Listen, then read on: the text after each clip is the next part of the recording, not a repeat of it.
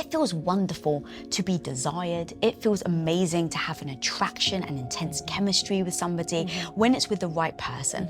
So how do we actually create the love juice known as oxytocin? So there's a few ways we could look at this. And when I speak about this normally just in a sciencey way, I basically say that the hormone oxytocin correlates with our feelings of bonding. And the main ways of getting that into your life are through physical touch, mostly. So hugging, kissing, cuddling, handshaking, stroking. And then, if you're lonely, if you're not in partnership, self-massage, going for a massage, having a warm bath. So anything that makes you physically feel warm and have skin-to-skin contact. Eye contact also does it, but to a lesser extent. Laughing together induces oxytocin too. And, let's state the obvious. When we have sex, we release a lot of oxytocin. Fun fact for you, women release oxytocin whenever they have sex. Men release testosterone whenever they have sex, but only oxytocin if they're in love with the woman. Oh my God. Why is that? It's an evolutionary mechanism, but it's the explanation for the fact that if a woman sleeps with a man enough times, she's going to start falling in love. Whereas for a man, it's not necessarily going to happen. And, that is the basis of so many relationship issues. You've heard it before, let's keep it casual, but we are having sex. And the woman kind of thinks at some point he's going to change his mind and we're going to be in a relationship. But if that's what the guy's told you from the start, physiologically, chemically, it's not going to change for him. It's more of a decision for a man to say, okay, maybe I want to settle down with this woman and be in love with her and create a nest kind of thing. And then, they can start letting the effects of oxytocin have an impact on them. And this, I never talk about hard wiring, I talk about soft wiring. So something that's parallel to that we know about is in history, far back, in the cave, people weren't monogamous. And men would have children with multiple women. And this was really because just passing on your genes was the most important thing. For quite a long time now, most societies have asked us to live in a unit family. So be monogamous, have children with one other person. And what we've seen literally only in the last 5, not even 10 years, is that dads' brains are getting rewired by oxytocin. So when a man becomes a dad for the first time, his oxytocin levels increase in a burst and make him bond with the baby more rather than want to compete with the baby through testosterone. And actually their testosterone levels drop. And if the baby sleeps in the same room as you, the man's testosterone levels drop even further. So they become much more cuddly and bonded and they want to stay at home and be with the baby. They don't want to go out hunting, to work, basically, or leave you and look for another partner to impregnate. They want to stay as part of that family. So we do know that our behaviour can change some of our wiring, but it takes millennia. And currently, that status of how much women bond with someone that they have sex with and how much men do, that hasn't really changed since we lived in the cave. Men have 17 times as much testosterone as women circulating during a day. So if you think of it like a seesaw, for us, we don't have much testosterone, but having an orgasm induces so much oxytocin that it really overrides the testosterone and makes you just want to bond. But proportionally, the testosterone levels are so high that even if there's oxytocin around, because you have been cuddling and you have been having skin-to-skin contact and you are fond of each other, but that actual falling in love, that the threshold is just totally different. And that's why I always, if you watch reality shows or, you listen to your friends who are single, it's that you just hear it over and over again. This is casual. We're not in a relationship. And if those are the words that are being spoken to you, you need to listen to them. Because in this case, the words are overriding the actions, even if the person's having sex with you. But I always say these things work in three ways. So there's the words that are spoken, the body language or the physical actions, and that's also eye contact and facial expressions, and then hormones. And so obviously if a man, says, I love you, I only want to be with you, I want to marry you, and the actions go along with that, then the hormones are there. But if they're not saying that, because the hormones aren't there, then whatever actions you're carrying out is not strong enough of those three to make that turn to a different outcome. So let's say you're going on a date. If you go to a comedy show and so you laugh together, that would be a great way for you guys to really bond. Yeah, that's a really good example. I've never thought of that one before. And so the emotions that correlate with oxytocin and bonding are joy, excitement, love, and trust. Oh. So, and this is very individual. I can't tell you or our listeners what brings you joy. You know, if you can work out by journaling or something, what brings you joy? What makes you excited? What motivates you to get out of bed in the morning? What do you love? And, you know, how does your trust threshold work? And then equally, if you can do that for your partner or, you know, the person that you're trying to date, understand what brings them joy and motivates them, etc., then that's a very powerful basis, you know, upon which to start. And so also understanding that on the opposite end of the spectrum, the things that break down bonding and relationship are fear, anger, disgust, contempt, shaming, guilt. So we want to avoid those, you know, inducing those sorts of emotions. And then there's a really interesting one in the middle, which is surprise. So that can tip you one way or the other. And the best examples of that are watching a horror movie where you don't know if you're going to like scream or laugh in the next millisecond, or being at the top of a roller coaster where you're kind of like exhilarated, but also like feel sick and terrified. So in real life, doing something surprising can either move you from fear to trust or trust to fear. Oh. And when I say fear, I mean that circle of emotions like anger, disgust, shame, whatever. And so surprise can be used, you know, very tactically.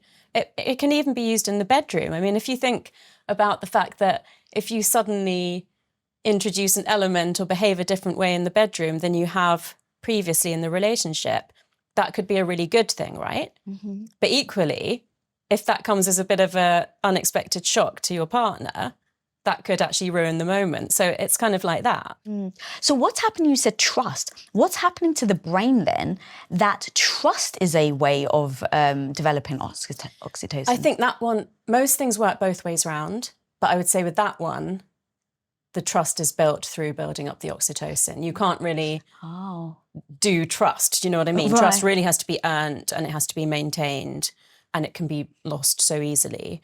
So I would say you can't say like, oh, you know, well, I did actually say to you before this, I trust you, but I can't say, Lisa, you have to trust me. That's not going to work. I have to demonstrate to you that I am trustworthy for you. And then that will start to build your oxytocin levels every time you see me or speak to me. And that's, you know, something that's built over time.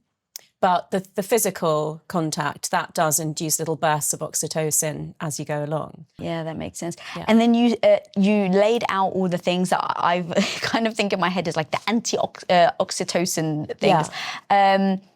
So contempt, resentment, things like that. Mm-hmm.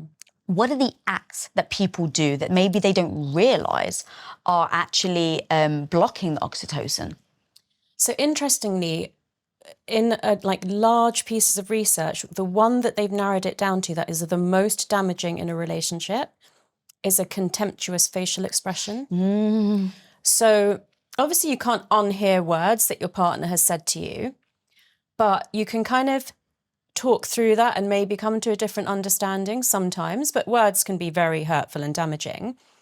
But there are certain facial expressions that if you see your partner make them, is very difficult to ever get over, especially because if you, let's say, even just you perceive that your partner has looked at you with contempt or disgust, you may or may not be correct because you'll be looking through your filters, which, you know, goodness knows what childhood and parental and societal and school programming have built up in your mind about what you perceive as contempt. Let's say they even did look at you like that. Imagine going to your partner and saying, the last time we had an argument, I think you looked at me with disgust. the most likely response you're going to get is, no, I didn't. Mm. So how do you actually ever both agree on that? It's really difficult. Whereas if you had said something like, you know, I really hate it when you do X, you can actually talk through that.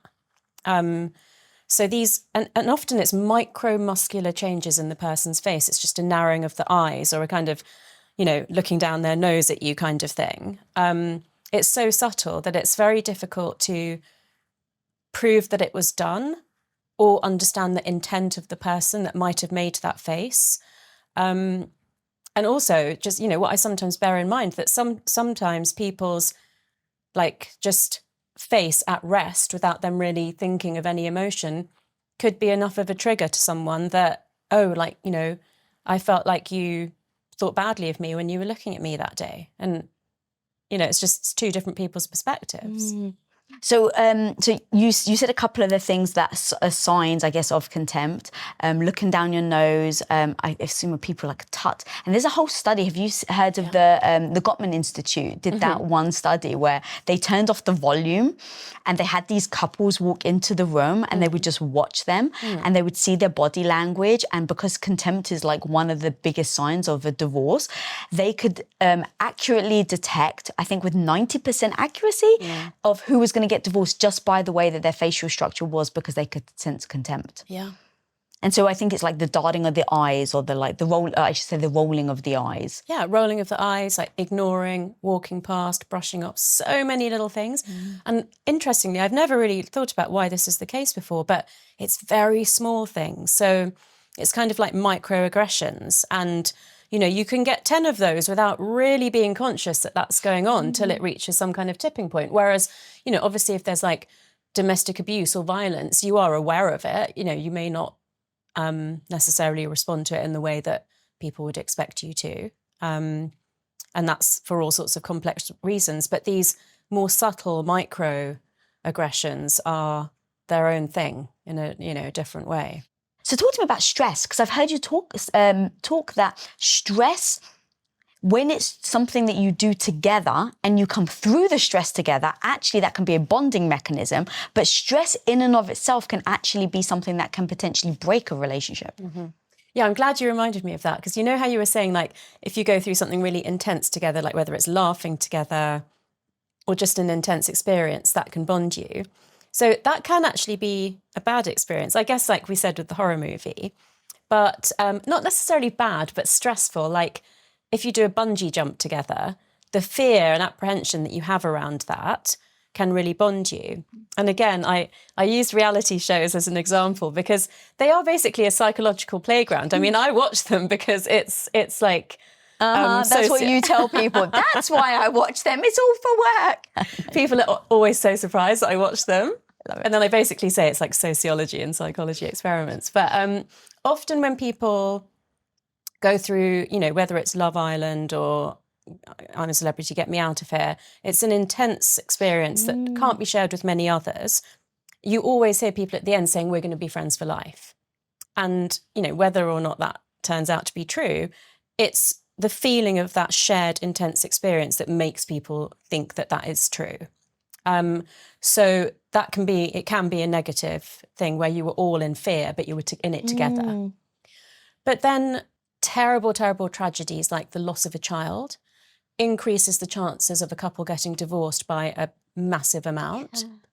And that is because the research talks about the male and female journey, but just let's say it's the journey of two people who process their emotions differently, means that if you're suffering in grief or stress or loss or scarcity, that let's say it was you and I, and you know, it's just friends, that if I process that really differently emotionally and you're going on your journey with the same thing that we both experienced, it's really hard to be there for each other.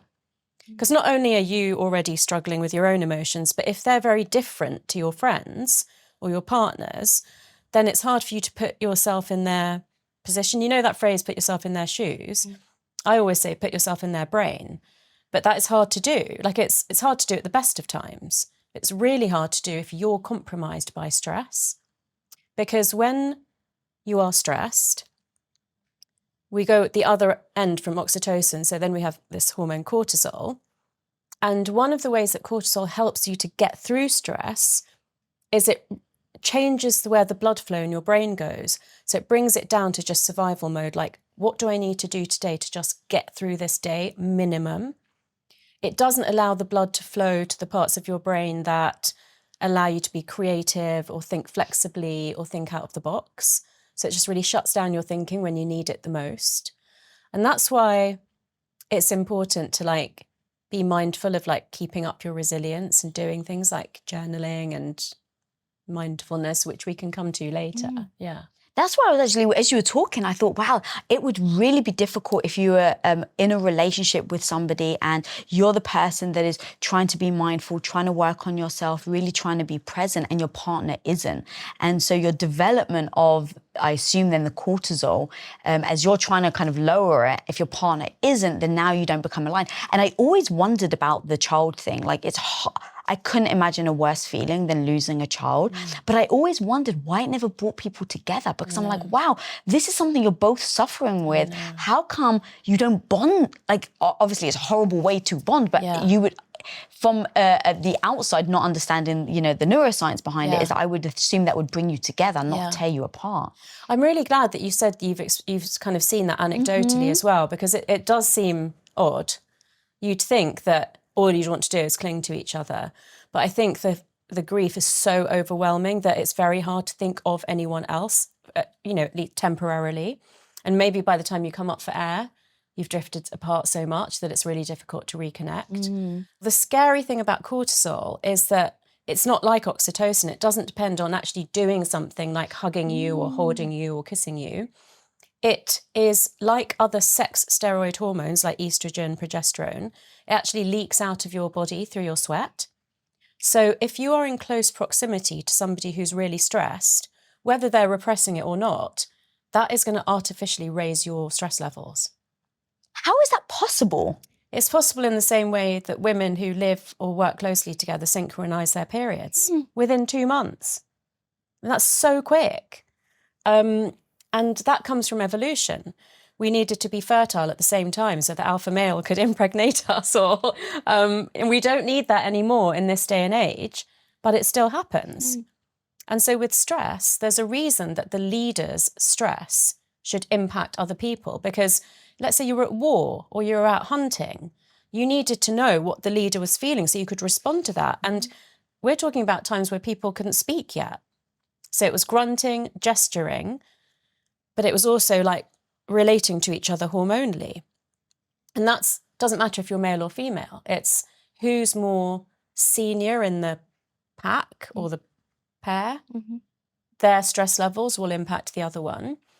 Or let's say even if like you're just equal in a relationship, the more stressed person will affect the less stressed person.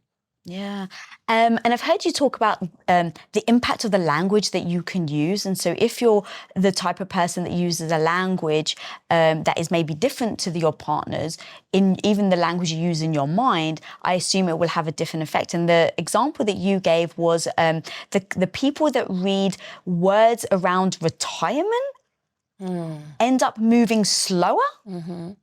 Talk to me about that, because I found this fascinating. And again, always going back to how that, like, we don't realize the words that we're maybe using. And so when it comes to, especially my audience, if you've been in a relationship or if you've been heartbroken or if something bad has happened in that way, the value tagging, as you call it, attachment to maybe these words of I'm no good or I was, this was my fault, can actually have a massive detriment to them potentially, and this is my language, but potentially finding someone later because you're so stuck. So that was just an experiment that was done on medical students, so healthy young people. They had to walk between 5 rooms, and in each room, there were pieces of paper with 5 words on them, on a table, and they had to string a sentence out of those words. They thought that was the whole experiment. But it was actually a trick in that 4 of the rooms just had neutral words. 1 of the rooms had bungalow, walk, Florida, sunshine, beach. Now, if you're American, those words will tag in your brain as something to do with becoming retired. Really loose association, but there nonetheless. And so even though they entered the rooms in different orders because they were all going around in a circle, 80% of them walked more slowly out of that room than any of the other rooms, just because they were vaguely reminded of retirement. So I want to apply that to how that, could affect us. And that is both if you are constantly saying, I'm not good enough, I'm not thin enough, I'm not clever enough, I'm never going to get that done. If that's your internal narrative, just ask yourself now, you don't need a neuroscience to tell you, what is that doing to your body? What up, homie? I got something free and new to share with you right now. How often are you visited by that negative voice in your head telling you that you're not smart enough, that you're not good enough, experienced enough, not fill in the blank? One of the most powerful things you can learn to do in life is to turn that negative voice into your bestie. And I want to teach you how to do that and so much more in my 4 Steps to Becoming Confident workshop. And guys, the most amazing thing is you can actually register for completely free for this workshop. So click the link on your screen and I'll see you on the inside. Yeah, that's so, and talk to me about the value tagging that you, because this is, again, so powerful. So value tagging is based on the fact that we are bombarded with so much information every day that we have to naturally filter some of that out. So for example, you're not aware of the clothes on your body all day, even though you have like millions of receptors in your skin to feel stuff. So we filter that out because it's not useful information for us during the day. And so there's selective filtering. Then there's something called selective attention, which means that the brain directs us to things that are of interest to us, like surviving and thriving in life. And value tagging sits behind that and tags, in order of importance, the things that it wants us to attend to. And there's 2 systems within that. One is logical. So that's literally, don't like step into the road without seeing if a car's coming, literal like danger to your life. Yeah. And then there's the warm or emotional part, which is the things that you really want in your life, whether that is a partner or a family or travel or, be your own boss kind of thing. The things that mean something to you deep down and longer term, which naturally we don't attend to every day because we're busy. So, it's sort of what we have to do is ramp up the importance of that emotional stuff and not just be living on this is what I need to do to survive today. But when I talk about distractions, I want to add in another one that relates back to the language thing that you mentioned, which is we all have our own internal narrative, and we may have people, be our cheerleaders or criticize us, and we may be very conscious of being able to respond to that. But this is where gaslighting and microaggressions come in, which is people just making snidey little comments that maybe it takes you a bit of time to realize that actually that's chipping away at my self-esteem. So again, if you think about the impact of mind over matter, if somebody says to you every day, Lisa, you look really good considering that you've put on a bit of weight since last year, but you're looking really good. What's that doing to your body already? Did you feel something? Yeah.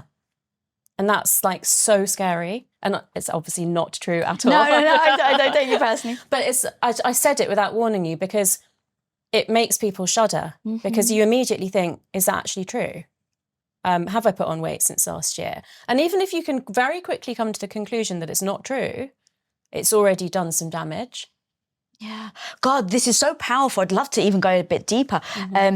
So a lot of my audience, they'll write in the comments a lot of the time, especially when I talk about relationships, like, well, I'm just not going to have a relationship. Guys are terrible.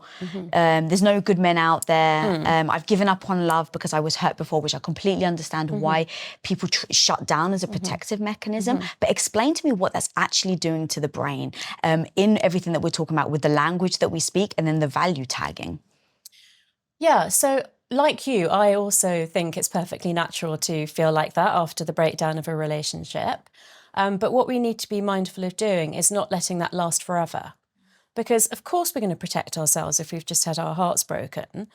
But the way that I work with people is with those statements, when they're ready, not like straight after a heartbreak, is I ask them to not justify it to me, but to go home and ask yourself, are those statements actual 100% fact? Is it actually true that there is not a single good man out there? Is it actually true that all men are awful? Is it actually true that if you ever dared to open up your heart again, the only outcome is that it would get broken? If you really think about it, the answers to those questions are no. So then you have to make a decision that, okay, everything that's happened to me in my life so far has put me in this place where I don't want to risk getting married again, and because I don't want to get hurt again. And I have seen several examples of men that have treated myself or other women badly. And that's, the data that I'm basing this statement on. So what you need to do is, first of all, decide if, because of all those reasons, you really want to be on your own for the rest of your life. And whether that's actually likely. One of my kind of much older mentor friends said to me when I once said to him, I'm just not interested in having a relationship again. And he said, the problem is, Tara, men will still be interested in you. And I never forgot that. So, to also ask yourself that however much you're saying, I'm never going to trust someone again or be in a relationship again, chances are, I guess depending slightly on how old you are, that someone's going to come along who's really sweet and really nice and really genuine and hasn't had that backstory and just wants to give it a go. Then you need to collect data to the contrary of what you've made yourself believe. So look around, even if you've had a really bad experience and some of your girlfriends have, you must have friends who are happily married or, have had a heartbreak and then found somebody really lovely. Or, even in the absence of finding a partner, just being able to work on themselves and get themselves back to that place of my heart's open now, even though I never thought it would be again. So gathering evidence that is positive for you. And I think, again, not what you have to say to your friends or justify to your family, but, deep down, if you would love to be in partnership again, then just for yourself, gather evidence that that's possible. Yeah. Once you believe it's possible, everything else will start to change. You don't actually have to do anything that differently. You don't have to go on 100 dates. You don't have to tell everyone that you're looking for someone. If you do that internal work, things will shift in the world around you. I love that so much. And you also say that it becomes a self-fulfilling prophecy. Explain that to me. So what we don't believe is possible doesn't tend to happen. And the most classic example of this is a tangible one. It's not like a love one. It's a human being able to run the 4-minute mile. So we literally did not think that was possible, that, there was a time within which the fastest man on earth could run a mile, and it was over 4 minutes. And for all sorts of, whatever the apparatus was that we had at the time, physiologically, it was believed that it is impossible for a human to run a mile in less than 4 minutes. And then Roger Bannister famously ran a mile in less than 4 minutes. Well, within 2 or 3 months of that, 7 or 8 other people suddenly did it, having no one else has ever done it in the world before. So it's once we knew it was possible, I don't know if people actually did things differently or they just went out there thinking that it's possible and they ran and it happened. But let's just bring that back to the example that we're giving, which is that you've been through heartbreak that makes you feel like you just never, ever want to let anybody let you feel like that again. So you are going to be closed, protective, not take up opportunities. What if you can give yourself enough examples of friends, or maybe not even people but just high profile people or stories that you've heard of people who have overcome that and then been really happy afterwards? What's the danger of showing yourself as many examples of that as the bad examples that you've got? And I've actually have a quote of yours. You meet people at the level of psychological wound that you have. Is that kind of what we're talking about here? Was if you're, so the belief, totally get it. But then also, if there's a wound that maybe you don't actually work through, then you're attracting other people that have that similar type of belief.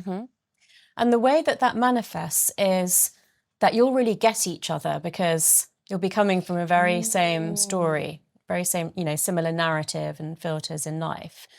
Somebody who's very whole, who's evolved spiritually, who's worked on themselves, who's done that psychological stuff to manage their emotions, isn't going to be in a relationship with somebody who's got trust issues. It's just, that doesn't happen. You know, you meet people who are at the similar level to you. Interestingly, since I made that quote, somebody wrote on social media, I guess you leave people for the same reasons. And that hit me like, wow, that is profound. And it's so true. So I don't know, I can't remember the name of who that was, but if you're listening, thank you. So yeah, if you are in partnership or in friendship or in a group and you start doing that work and evolving emotionally and spiritually, chances are you will lose some friends and maybe even lose your partner. But you've got to be able to think of that as a good thing. Yeah. I read a study once that said, I think it was Forbes, that said there's something called divorce contagion. And if your friend has got divorced or someone that you know has got divorced, there's 75% more likely to also get divorced. Yeah. Explain that to me, because I don't quite understand it. Okay, so it's actually under an umbrella of something called social contagion, which is that things that your peers do impact you. So it's not literally like, oh, you know, Jane got divorced, so I'm going to get divorced. Right. It's if there were underlying problems in your marriage, but nobody in your social group's divorced, you're going to just bury it and keep going, right? As soon as somebody else gets divorced, you might think, well, actually, they've been brave to leave their marriage, and my marriage isn't really, you know, as great as I say it is when we're all out to dinner together. And you look at this person and you see them, you know, be brave, move on, maybe meet somebody, you know, that's more on their level. And that makes you think that that could be the outcome for you. And, you know, absolutely doesn't have to include them meeting someone else. It could just be that not being in that relationship is better for them. And if you identify with that, it might just give you the confidence and the courage to make that step that you wouldn't have made. So it probably usually takes somebody who cannot tolerate being in their relationship anymore to give permission almost for people who kind of were, you know, on the fence to say, actually, I think it might be better for me to leave this marriage. And so weight is another one. I mean, you rarely see a group of friends where, you know, everybody's kind of at a average weight and one person's really obese or one person's like super skinny, or vice versa. You rarely see a group of friends who are all overweight with one friend who's of, you know, average weight. So what tends to happen is that if you feel a bit of societal pressure to stay in a certain shape because of the people that you hang around with, if they all start putting on weight, then it's kind of okay for you to. And, you know, most people put on weight in the pandemic, right? And there was a definite kind of camaraderie from saying, oh my goodness, I put on so much weight because of like the stress, or because we're eating like, you know, so well at home, or, you know, we're eating more junk or whatever it was. People could connect with each other because a lot of people put on weight during the pandemic. And there would definitely be groups of friends that once that was, you know, behind us to whatever extent it is, would just say, well, you know, this is the weight I am now. And they'd all say, yeah, you know, me too. That's not going to change now at our age. But, you know, I was definitely in the group of friends that were all like, we need to get back to our pre-pandemic weight, you know. So, of course, you're influenced by the people around you, because if nobody else around me said, I want to get back to my pre-pandemic weight, maybe I would have let it slide. I don't know. But I wasn't in that group. So for me, that didn't happen. But for a lot of people, it would have. Yeah, I can also understand though, like if you're with a group of friends and let's say there's 5 of you and everyone's getting a salad, well, you're more likely to go for the healthy option than go, I'll have like the French fries and the, you know, deep fried chicken. So that kind of habitual type thing when you're around other people, I can get. But the divorce thing really hit me. And I love how you broke that down in that it's giving you somewhat permission. Yeah. But my question now is, if you were around people that were truly in beautiful relationships, would that also have that same effect on you? Yeah. So if that's what you see, and a lot of people say, you know, my parents were married forever and they really loved each other, and so that's their model of what a relationship should be. And equally, you know, you see, I hear this more in the younger age group now, that, you know, all my friends' parents are divorced. So that obviously normalizes divorce. Doesn't mean that you think it's a good thing to either stay together forever or get divorced. It's just what's normal for you. So if you see most of your friends making choices of somebody that is loyal, that, you know, is family focused, that is, you know, dependable and faithful, then you're much more likely to make that. But, you know, if you're seeing, if it's like, oh, I like a bad boy, you know, the most important thing to me is that he's really good looking, then you're probably going, you know, you're not going to want to have the ugliest boyfriend of your whole group, are you? You're going to want that type. Yeah, that's so fascinating. And would the same then apply if you were single and just hanging around single people? It definitely normalizes it. So it doesn't mean at all that you know that you can't meet someone, but it makes it easier to stay single for sure, because you don't feel like the odd one out. And of course, what happens within that is that, and I think this is an understandable narrative, but a lot of people will say, well, I'm perfectly happy being single. You know, I don't want to compromise the things that are really important to me for someone else. And so, you know, what I've kind of always tried to do as a bit kind of to give people permission is, you know, at the times that I have been single, is to say, I'd actually really love to be in partnership again. And I find that every single time I say that, the person who's just said, well, I'm fine being single, says, actually, yeah, I would too. So it's quite interesting. I think there's a lot of, you know, we do have to put on a lot of bravado, because I still think society judges you for being single. So if you are, even if deep down you don't want to be, it's like, it feels like you have to justify that you're fine with it. And it's not actually what you want. And, you know, there are so many jokes about people saying, you know, all my parents want is for me to get married and have children and settle down. And that's not actually what's most important to me, because I love my career or whatever. But I think if you can be really honest with your friends and say, you know, it's great to have a wonderful career and you can have both, and maybe you would love, you know, to get the benefits of being in a relationship too, then I think, you know, people are really honest. I think it's kind of like fear and shame that makes us say that we don't. And, you know, obviously there are people that don't want to be in a relationship, but I think there are a lot of people that do, that find it hard to admit that they want that when they don't have it. Yeah, it seems like it's definitely a protective mechanism, which I completely get, especially if you've been hurt before and you can't imagine ever, you know, giving yourself over to somebody again. But going back to the thing that we were saying earlier, if you deep down do want to, and again, zero judgment if you don't, like respect that you know what you want, but if deep down you do, but you're saying you don't, now I can imagine there's a disconnect between basically the brain and the heart. Oh, that's such a sweet way of putting it. Yeah. And I think the way that I would put it is that this can change for people at different times. So if I even think of my own story, I was, you know, married for about 10 years, got divorced in my mid-30s, and definitely said, I will never, ever, ever get married again. Oh, did you? Yeah. But I didn't want to feel like that again, that disappointment and that loss, and the, you know, there is a bit of shame associated with it. But it was mostly for myself, the completely broken heart. I just never, ever wanted to go through that again. So I did date, but I didn't give my heart to anyone. And then I remember when I met my second husband, I remember the moment I was standing in the garden that I thought, this person could totally break my heart now. And instead of feeling fear, I thought, wow, you have got over what happened before and brought yourself to the place where you've put your heart on a plate for someone else again. Well done.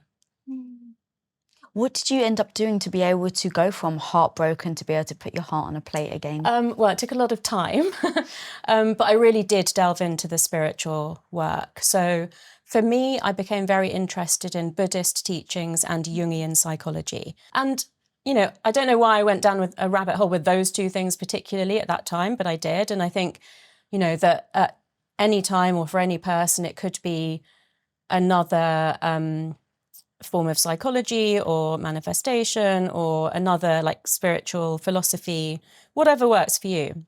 And yeah, so I just really worked on myself, and based on, you know, what we were discussing earlier, which is you're going to meet someone at the level of psychological wound that you're at. I wasn't doing it to meet someone. I was doing it to build myself back up again because, you know, I had got married quite young. So my sense of identity of who I was, you know, not in partnership with my first husband was, I didn't really like know what it was. So I had to just kind of like get a really good sense of who I was again. And around that same time, I also quit my job as a medical doctor and started up my business and moved countries. So there was a lot going on. So I did need to like really like gather myself together and be like, okay, you know, this is a whole new big start. How do you want this to pan out? Who do you want to be? Like, what's going to make you proud of yourself? And because I did that, I got myself to the place where I was like, the way I'll put it, I was somebody that someone would want to marry. I wasn't that before, you know. It was like along the way, several times, because I've got really good friends, I was like, would I want to marry me right now? No. Ooh, that's a strong question to ask yourself. Yeah. How were you able to say no without eroding your self-esteem? Because my self-esteem was where it was. I was just being honest. It was literally, would I, you know, am I marriage material? Am I like a great catch right now for someone or for myself? Like if I met somebody that was like me right now, would I think I want to spend the rest of my life with this person and they'll always have my back and be my best friend? I knew I wasn't capable of that at that time. So, and I didn't want to do it for someone else. I wanted to do it for myself. So I had self-esteem. And it was only when I had self-esteem that I actually met someone else. As a neuroscientist, I really want to understand addiction. And addiction in there, you didn't expect that one, did you? Well, it's actually very much connected because there's a lot of people that I know, especially when I was younger, that were addicted to the drama of a relationship. And it becomes like this toxic cycle that you're in. But even when it had nothing to do with abuse, so it wasn't like they couldn't physically leave, but they just became addicted to the highs and the lows. And I've heard I've seen so many relationships where people like, they're screaming at each other, yelling, mad, hatred, and the next thing they're doing is having crazy ass sex. So what is happening to the brain? Why do people get addicted to that type of cycle? I think a message that I really want to put across quite strongly is related to what I said earlier about it took me quite a lot of time, is that age does play a part in it. So the way that our brains develop is from 0 to 2, obviously a baby goes from being completely helpless, can't control its own bladder or bowels or anything, feed itself, to walking, talking, sometimes up to 5 languages at a time, can, you know, make choices, eat, go to the loo. And then from 2 till, let's say, teenage, that, you know, it just grows and becomes more cemented and you become like more solid at everything. And then around the teenage years, there's a lot of pruning away of pathways that you don't need anymore. Like maybe you're not using all of those languages, or, you know, you don't need to like remember how to potty train anymore. And you start to learn how to socialize, how to be in relationship, how to experience your emotions. But that's very active until we're about 25. And I think people really don't realize that. They think you're 18, you're an adult, behave yourself now. But actually, we're very volatile emotionally till we're at least 25. And then depending on the kind of family you grew up in, you know, if it was a family with high expressed emotion, so a lot of like raising of voices or crying or throwing yourself to the ground or, you know, just kind of gesticulating and kind of not having boundaries, then it's going to be harder for you to rein that in. This, what you call addiction to the highs and lows, I would actually say is an inability to manage the extremes of your emotion. And what I have learnt over time, therefore with age, is that you need to manage the range of your emotions. If you can be like screaming and hating 1 second and like, you know, having crazy sex the next, that's because your range is out here.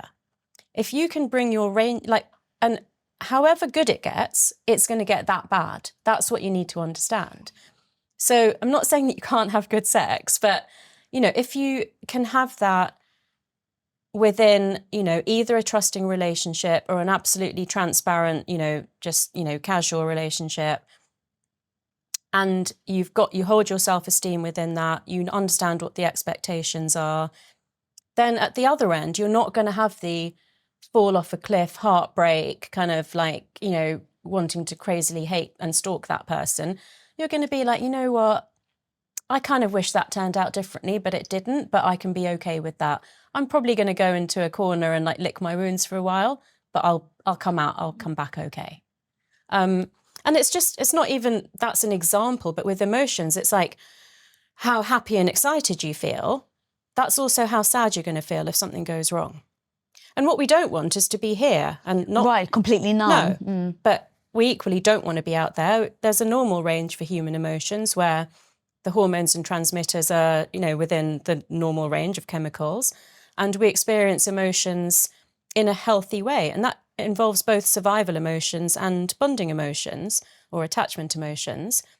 So we experience the whole spectrum, but just not too much or too little of any of them. Thank you for correcting me. I never thought of it. It seems like it seems from the outside and not understand this, you know, the brain, that it was more of an addiction, but I totally understand the spectrum of things. And then you actually mentioned where like you go into the stalking mode. I've seen amazing, well put together women go off the rails if they've been heartbroken and all of a sudden they're stalking or they're doing, I call them drive-bys, where it's like, I'm just going to see if his car's there. Yeah. Or if they're in a relationship and they're worried about, are they cheating? And then all of a sudden they become a different person. What actually is happening there? That is to do with psychological safety. Well, I have to separate the two, because if you're in a relationship and you have suspicions, then what you're doing is to maintain your psychological safety, to like give yourself data and evidence about whether you should trust that person or not. The one about after a relationship has broken down would be more about the inability to accept that fact, the inability to regulate your emotions around it, and therefore difficulty letting go. So I think they're definitely in a subset of things together, but they're slightly different. So one is to do with being able to let go. And the other one perhaps is more to do with being able to let go if you get the right evidence. So it's checking, should I let go? And it may be followed by the former state, in that if you do have to end the relationship because of trust issues, you would still be heartbroken and you might still want to go and check if their car's there or someone else's car is there. But I think they've got slightly different motivations in the brain. And it kind of, it makes sense, because if you've been in a relationship with someone, you've either lived with them or spent a lot of time with them, and suddenly that changes, it destabilizes your whole just day-to-day, from the minute that you wake up, because either you've gone from waking up with that person to waking up alone, or you've gone from waking up thinking, I might see him this weekend, to I'm never going to see him again.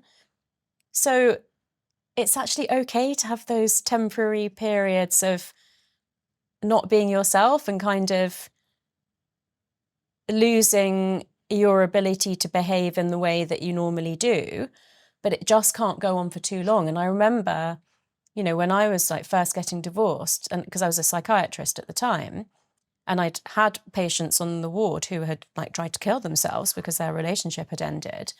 I remember thinking, if I didn't know all the things that I know now, I can see why you could end up on a psychiatric ward.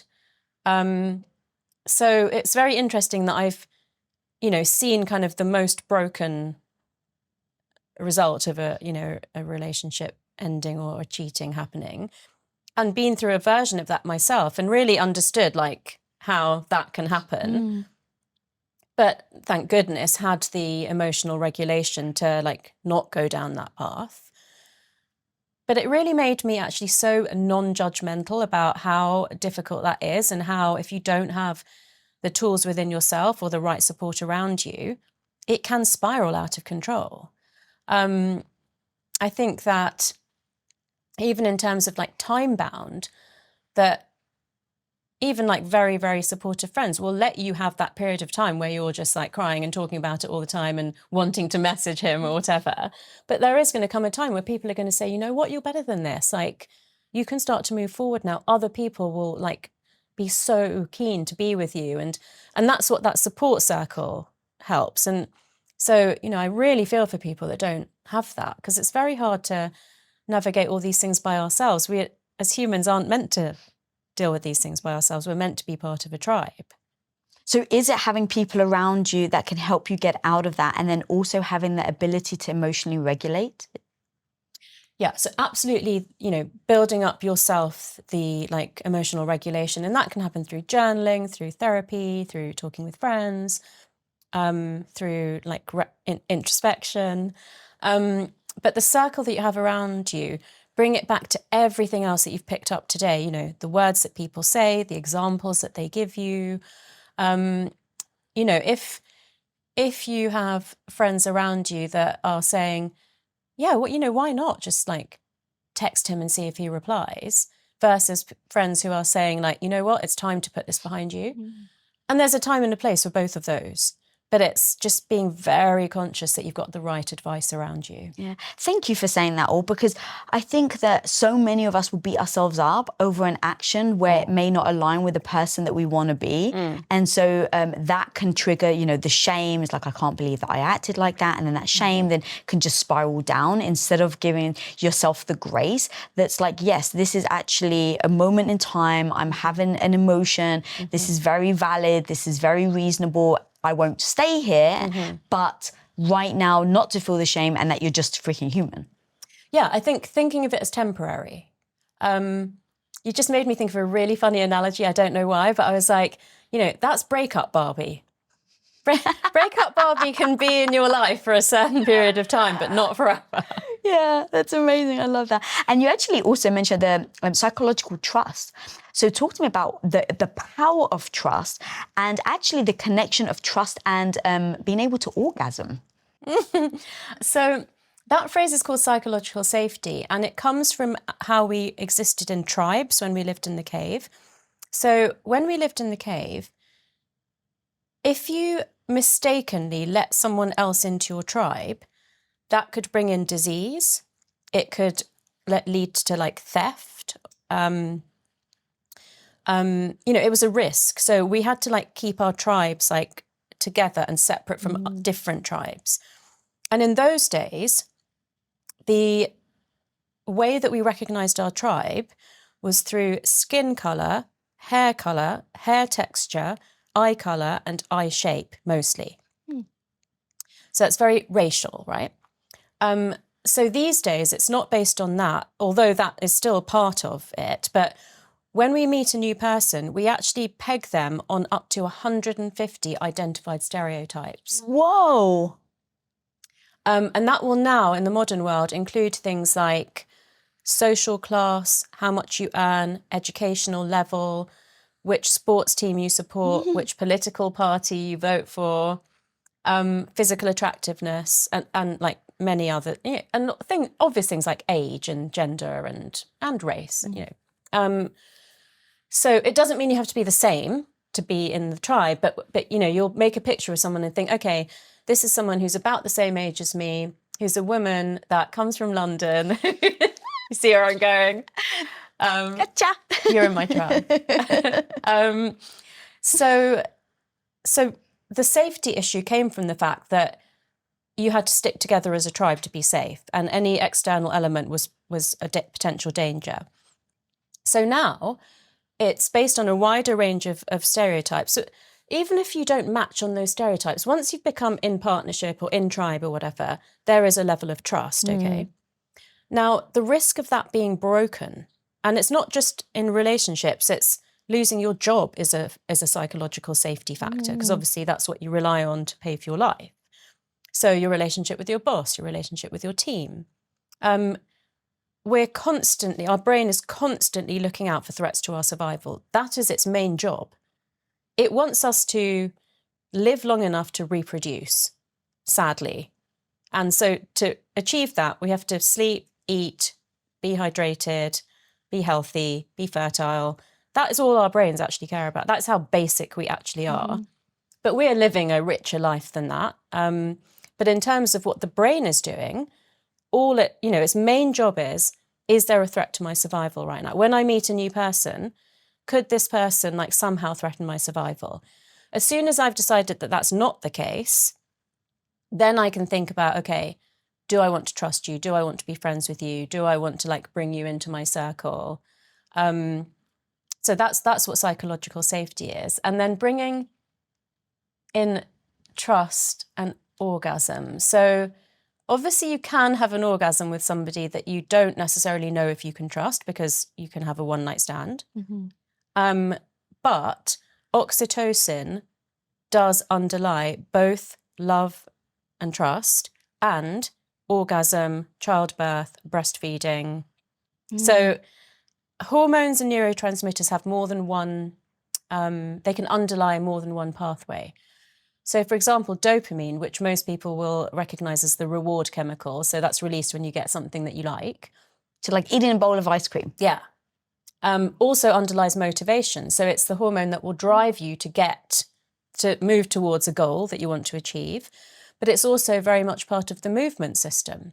So in different pathways of the brain, dopamine is doing different things. So let me just give you some really tangible examples. So when dopamine is reduced in a certain pathway in the brain, that's when you can see symptoms of Parkinson's disease. So Parkinson's disease is a movement disorder. That's what I did my PhD in. And it's reduction of dopamine in the nigrostriatal pathway of the brain. In schizophrenia, you have an increase in dopamine in the mesolimbic pathway of the brain. So forget the terms necessarily, but they're just in different places in the brain, same hormone going up or down. So with oxytocin, when it's underlying an orgasm, it's working differently to how it does when it's underlying breastfeeding or childbirth or trust, or obviously love and orgasm tend to be more connected. But yeah, so just there's so many systems and subsystems in the brain, and they've got all sorts of different chemicals like racing around in them. We try to simplify it by saying oxytocin is for bonding, but it's actually way more complicated than that. But it would go on to say that you're much more likely to have more orgasms and better orgasms, certainly as a woman, if you're in a trusting relationship, than if you are having serial non-trusting relationships. Yes, thank you, because I've spoken about this, behind the scenes with a lot of my girlfriends, and we've all spoken about the second that we have the trust, it's like multiple orgasms. I was with a guy before my husband, and I didn't orgasm once, and now my husband is like, a lot. So I've just spoken to a lot of women, and I had no idea why. And I couldn't, I do kind of, the safety element, I think, is a big deal, because especially as a woman, you're giving yourself over so completely that you are leaving yourself completely susceptible to so much. But I didn't understand what actually was happening in the body or the brain for that to be true. And look, let's be realistic, because I think people will comment on this if we don't, which is that it's perfectly possible to have an amazing orgasm or multiple orgasms with a complete stranger. It is possible.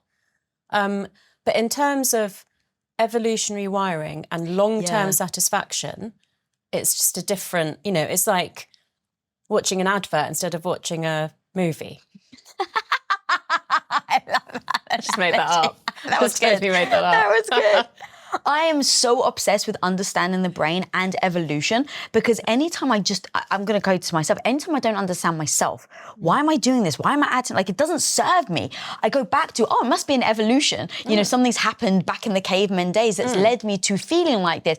It's a different world, Lisa. It doesn't mean you should be like this. But at least once I understand where it comes from, it allows me to just take that and then go, cool, now I get it. Now how do I change? Because, if I want to try and be better, improve, and the orgasm thing was definitely one of the things that I was like, when you come on, I'm definitely asking you this one. Can I just say something? Please. I know I'm the guest, but I think that soundbite from you of whenever I'm feeling a certain way, I go back to evolution and I say, Lisa, it's a different world now. What do I want to do with this? if that is the one thing that people take away from this conversation, I think that is potentially life-changing. Wow. Coming from you, thank you. I think you've dropped so many bombs in this interview that isn't accurate, but I appreciate that's very sweet. I want to go back to something you said earlier about if you've come from a family where you've seen divorce, then it lets you know that, oh, divorce is okay. Can I just caveat that slightly? So not if that's very unusual. So what I actually said was that there's a younger generation now where they say like, oh, most of my friends' parents are divorced. Yes. So that's the fact that it's multiple cases. If you come from a divorce, of course, it's also normalised it for you. But if all of your friends' parents are still together, you're more likely to be traumatised by that than actually normalising it. Oh. So you're potentially likely to say, I don't want to do what my parents did. I want to be like my friends' parents. So I think it's more to do with the number of cases with that. Thank you for correcting me, because I think that's actually super powerful, because I came from divorced parents. Okay. But I'm 44, so back in the day, divorce wasn't common. I was the only kid in my entire school that I knew one other girl. Yeah. She never knew her dad. But other than that, every other family was together. And so I remember when I met my husband, the one thing I was like, we don't even say the word divorce in the house. Like, we call it the D word, and it's kind of like Voldemort, where you just don't say it, you know, you don't repeat it in the house, because we don't want to ever have that as look, again, if we were profoundly unhappy and we worked and we did everything we possibly could, we pride being happy as individuals. So yes, we would get divorced, but like, we never really talk about it because we don't ever want that to go into our conscious minds. So thank you so much for correcting that. And I've heard... And actually, on that point, I have a very old friend who is actually a devout Catholic, so that's not really a word that... But she got into a really, really bad habit for a while of every time she had an argument with her husband saying we should get divorced. And they actually were on the brink of divorce. But I remember saying to her, you've got to stop saying that. Like, unless you mean it, you can't just be saying that every time you're having an argument. You can't be saying it to your own brain, and he also can't unhear what you've said. So I do think it is a word, and there are many words, but, you know, that is a word that one does have to be very careful. Yeah, and then I assume, going back to something you said earlier, then also that threat, the fear, like, you're really kind of solidifying that, and that's not bringing you guys together. That's not creating a bond. No, not at all. No, it's definitely not bringing people together. But I think also it becomes... like, you know, it can be weaponized as a word, and then it can be actually made like really weak because it's used so much. 1,000%, yeah. The more you say it, the more it's like, heard you say that 30 times. Yeah. You're not really going to divorce me. No. So, yeah, totally true. So I've heard you say pregnant mothers, if they're really stressed, then the child can have the stress hormone. I was wondering the same about if the mother is truly in love and has like the hormones that, oh my God, this is my husband and I'm pregnant.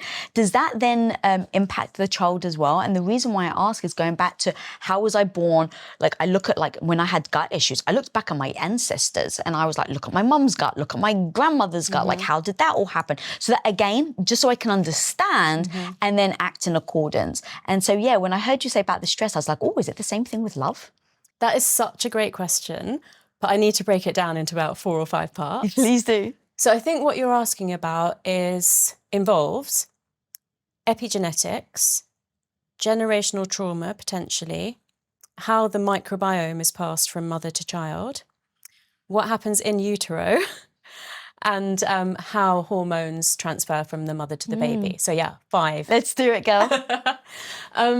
So I'll take them kind of like the shortest one first. So obviously the placenta is the blood supply for the baby, but the mother's blood is running through the placenta. So everything the mother eats, you know, let's again give a very tangible example to make it easy to understand. If the mother's a heroin addict, is the baby getting heroin? Yes, exactly. So if the mother's stressed, or the mother's in love, is the baby getting cortisol or oxytocin? Yeah. And what we do tend to see is even in very alpha women. They tend to become a lot more like cuddly and dependent on the husband when they're pregnant because they have so much oxytocin going around.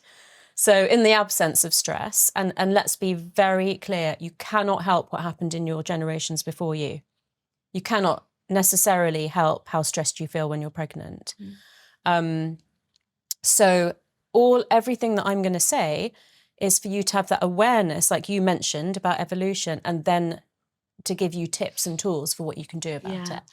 So, this is the reason that people play like classical music to their baby and like go to like prenatal yoga classes and like massage their belly with oil and stuff like that. It's to induce all of that beautiful oxytocin and, you know, to be with the father of the baby or like other family members or close friends and like, you know, experience that joy of what's coming. All of that absolutely is inducing oxytocin, and baby's definitely going to feel that. And so, okay, how the gut microbiome passes from mother to baby. So your gut microbiome is partly genetic, so you will be getting it from your mother and your father. But in the birthing process, when the baby comes out of the birth canal, it swallows a lot of vaginal fluids. Also, if you've seen childbirth, I don't know if you have, but... Not in real life, but... I have seen it in real life because when I was a medical student, you had to watch 5 and deliver 5. So there is quite a lot of mixing of feces at the birth canal. So the baby can swallow some of that too. That's actually a really good thing. Oh. Because that seeds the gut microbiome. And then breastfeeding, you also get immune cells from your mother's breast milk, which seeds your gut microbiome. So in fact, if you have a cesarean, they actually take fluids from the mother's birth canal and swab it into the eyes, nose and mouth of the baby to improve its immune function by seeding its microbiome.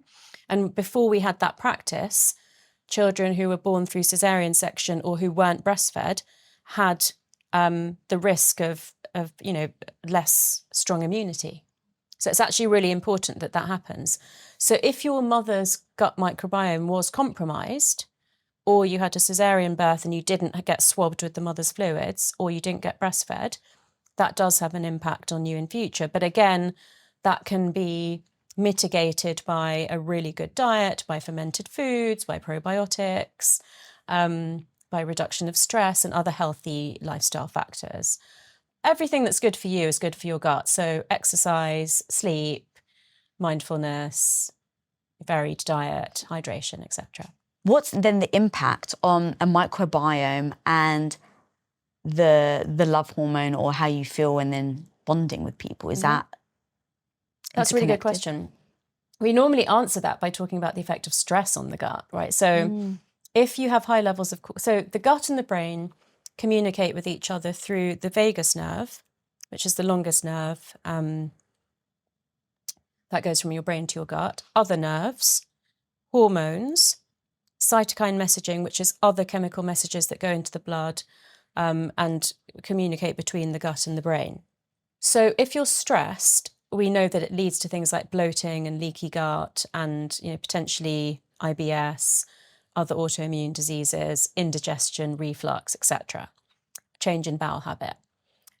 If you're not stressed, so if we think of oxytocin and cortisol on a seesaw, then usually they're kind of mutually exclusive of each other. So if you're not stressed, then maybe you're neutral. But if you're also happy and trusting and in love, then that's going to have a beneficial impact on your gut microbiome, your immunity, your skin, your hormones, everything. I mean, it's really, stress is bad for all of those things and oxytocin is good for all of those things. And that's why the loneliness epidemic is such an issue, because it's not just that, I'm bored at the weekend. It's your immune function is affected. Your gut microbiome is affected. Your skin is affected. Your sleep can be affected and your longevity is affected. I mean, your risk of having a heart attack is higher if you're chronically lonely. Yes, crazy. Yeah. So generational trauma and epigenetic trauma. So generational trauma refers to an incident that happened in a particular generation that then does have knock-on effects on future generations. So a group that was marginalised in a particular generation will tend to not only themselves have felt, but pass on more sort of psychosocially things like you're marginalized, you're on the outside, you're not part of the tribe, you're alone. So those are emotions that get passed on. But epigenetic trauma is when something actually affected you physically, either very shortly prior to conception or in the first, second, or third trimester of pregnancy. And the biggest examples of this, and there's probably a bit of crossover between the two types of trauma, are Holocaust survivors and Dutch famine survivors, and slavery is another example. The Vietnam War probably goes across both of those types of trauma. But with epigenetic trauma, it actually switches on or off certain genes. Most of the research has looked at stress and resilience. So if your forefathers went through a very stressful period, this can either make you more anxious or more resilient. And that can change in the next generation and then in the grandchildren and the great-grandchildren. And it's quite an emerging field. It's a bit more established now, but we don't exactly know why it can lead to a good or a bad outcome and in which generation and why. But we know that there's all sorts of combinations and permutations.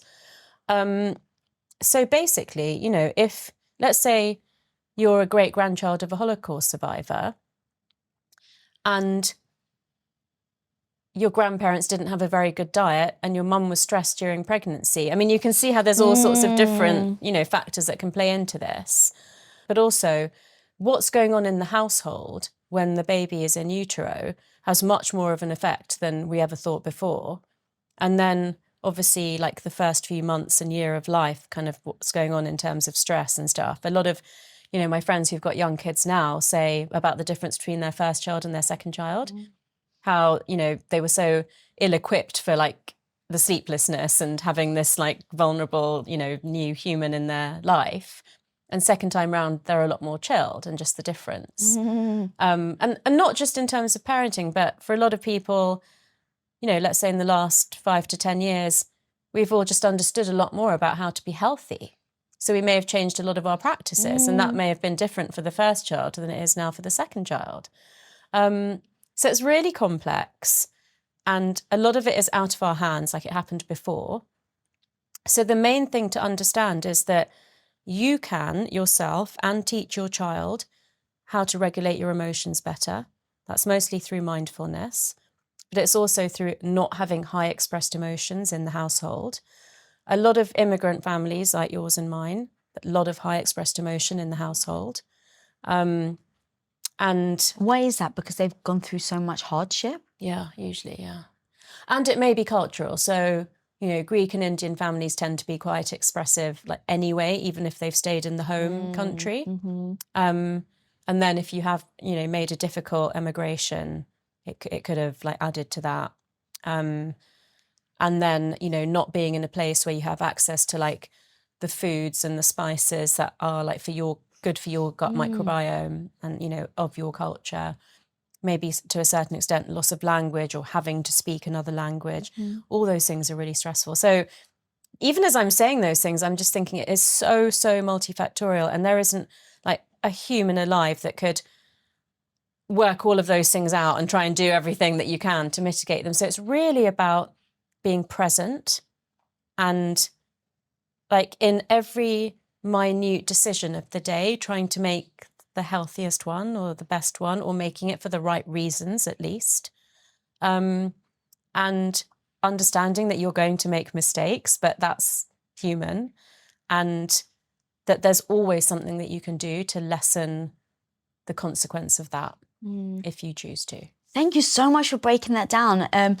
The reason, and I think I said this already, but the reason why that's so powerful is you even have people in the same family that think completely differently or act differently. One person has more trauma than the other, even if they have had somewhat of the same upbringing. And I think that there's so much complexity to everything that you just said, to the brain, to the microbiome, to everything, that first step is don't beat yourself up and don't shame yourself. Yeah. And again, if I understand, now I really do release the shame. Like, it's like, oh, well, it was my great-great-grandmother, you know, and not to blame her, poor woman, but like, But again, it just allows me to know, okay, this is just how you are. It's genetics, it's the microbiome, it's this what happened. Now, what are you going to do about it? How are you going to make sure this doesn't then become your destiny? Because I'm such a person of, I want the knowledge and I want to have my own power. I don't want to give my power away to circumstances. And so knowing it now gives me the foundation to be able to then go, okay, now how am I going to build a stronger house? Yeah, and I think here I should probably mention the word neuroplasticity. So it's everything that you just said, but it's, you know, people might listen to you and say, well, it's okay for Lise to say that because, you know, she's got her life sorted and she's got a lot of help around her. So she's got the luxury of maybe saying, I can think about how I, you know, rethink my choices. But I want everyone to know that it's possible, and I want everyone to know how much potential they have in their brains. And it is this thing called neuroplasticity, which is the fact that the brain remains flexible throughout our lives. And so it is the reason that we can change the way that we think, the way that we behave, the things that we believe, the relationship patterns that we have at any age, at any stage of life, and with any mindset. So even if you are one of those skeptical people that thinks, you know, you can't teach an old dog new tricks, or a leopard can't change its spots, or I'm not going to change now, this is the way that I've always been. Please just take away, just put like a seed into your brain, this idea that actually you can change. I mean, it's the reason that I was telling you my podcast is called Reinvent Yourself with Dr. Tara, because you literally can change. You just have to want to. And there is this amazing ability of the brain to make new connections, overwrite old pathways, even to grow like baby cells into like fully formed cells and like create whole new pathways in your brain. And all of that underwrites your beliefs, your thoughts, and your actions. And those are the three things that make your life what it is, basically. I love that you said that, and I guess it doesn't dawn on me that people may not know my story, but my father grew up in a tiny village in the mountains of Cyprus. They didn't have running water, and the toilet was a hole in the floor for him. That was my dad. So that's literally just one generation. My mum was brought up in a convent with nuns. So that's, again, just one generation. My mum was growing up, she was borderline anorexic. I was the person that, when I said about the addiction to the highs and the lows, I was actually speaking for myself, because my boyfriend before my husband, that was the relationship we had. It was very turbulent. He was very verbally abusive to me. I had zero self-esteem. I was bullied and teased for my looks. And so that's why I believe, I was like, okay, I've got a choice. Either I accept that, oh my God, this is my life. But that horror of going, this is going to be your life with this guy in this turbulent relationship, always feeling like this, and I don't think I had the words for it back then, but it's like, what life do you actually want? And that became so powerful to me, so empowering to me, that I've then since lived my life like that. And, going from a stay-at-home wife for 8 years, believing that I was, being brought up Greek Orthodox, that's what's expected of me, to then coming out of that, telling my husband I don't want to be a stay-at-home wife anymore, actually I want to build a business. And now, getting in front of the camera, which I would never have thought I would do 5 years ago, has all been an evolution of me taking the facts of my heritage, my mum's microbiome and everything, and then saying, but now how do I change? What is that life I want? How do I reinvent myself? And you're such an amazing example of it. And, I think it's not always, I'm almost tempted to ask you, like, what was that moment? What changed? But we don't always know. And it's also not always helpful for other people, because it's not going to be the same for them. But just knowing that that's what you've come from, that's what you personally went through, and how much you have turned that around. If that is not enough for people to just at least question themselves, I don't know what is. And I think that... And I have not the same, but a similar trajectory, if you like. So, yeah. Yeah, reason 732 why I freaking adore you and I'm loving this conversation so much is to give people the knowledge. And that's why it's so freaking important to me, because to your point, you can't teach, old dogs new tricks. I was brought up with that idea that that's what I was told by everybody around me. And so the idea that neuroplasticity exists, and so anything, whether you're 60, I'm looking right into the camera, whether you're 60, 70 years old, my mum lost 120 pounds in her late 60s. Wow. She went from the woman that was saying, I can't, I'm too old, to then changing her mindset. You want to talk about what happened? She just changed her mindset. Yeah. She was like, oh, hang on a minute. If I decide that I want to get up and walk, even if it's raining outside in England, I'm going to, she actually did this, drove to a grocery store and walked 5 miles in a grocery store because it was raining so much. And in her 50s or 40s or 30s, she used to tell herself that she wasn't worthy enough, or that she wasn't good enough, or she didn't deserve, or she couldn't change. And so when I can see that in my mum, and still now she's in her 70s and she walks over 5 miles a day even now, like that idea, if I could pass on from like these interviews and being with women like yourself, like the amount of people that we can possibly change the way they think about themselves is just so beautiful and gorgeous. But you actually said that if you're journaling or, I think you said to do visualization even sometimes before you go to bed. And because sometimes you can, if you're scrolling on your phone and you're seeing things that are giving you either a cortisol rush or something that becomes, is negative, you're going to go to bed thinking about that. And so I was wondering if, even with like the manifestation of like, okay, this is what I want, what do I have to do to get it? Would that then be true if you were looking for somebody to love in your life? Like, would you want to watch like a romantic movie or have like a photo of like, the perfect person that you would like to be with?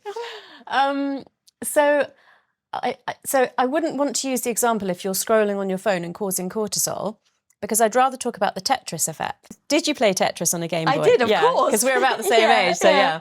So if you remember that, you had the Game Boy. I can't believe I was allowed to have it in bed when I was a kid, but I was. Nice. So you'd be trying to fit the bricks into the shapes, and you'd see the bricks falling and you'd move them around.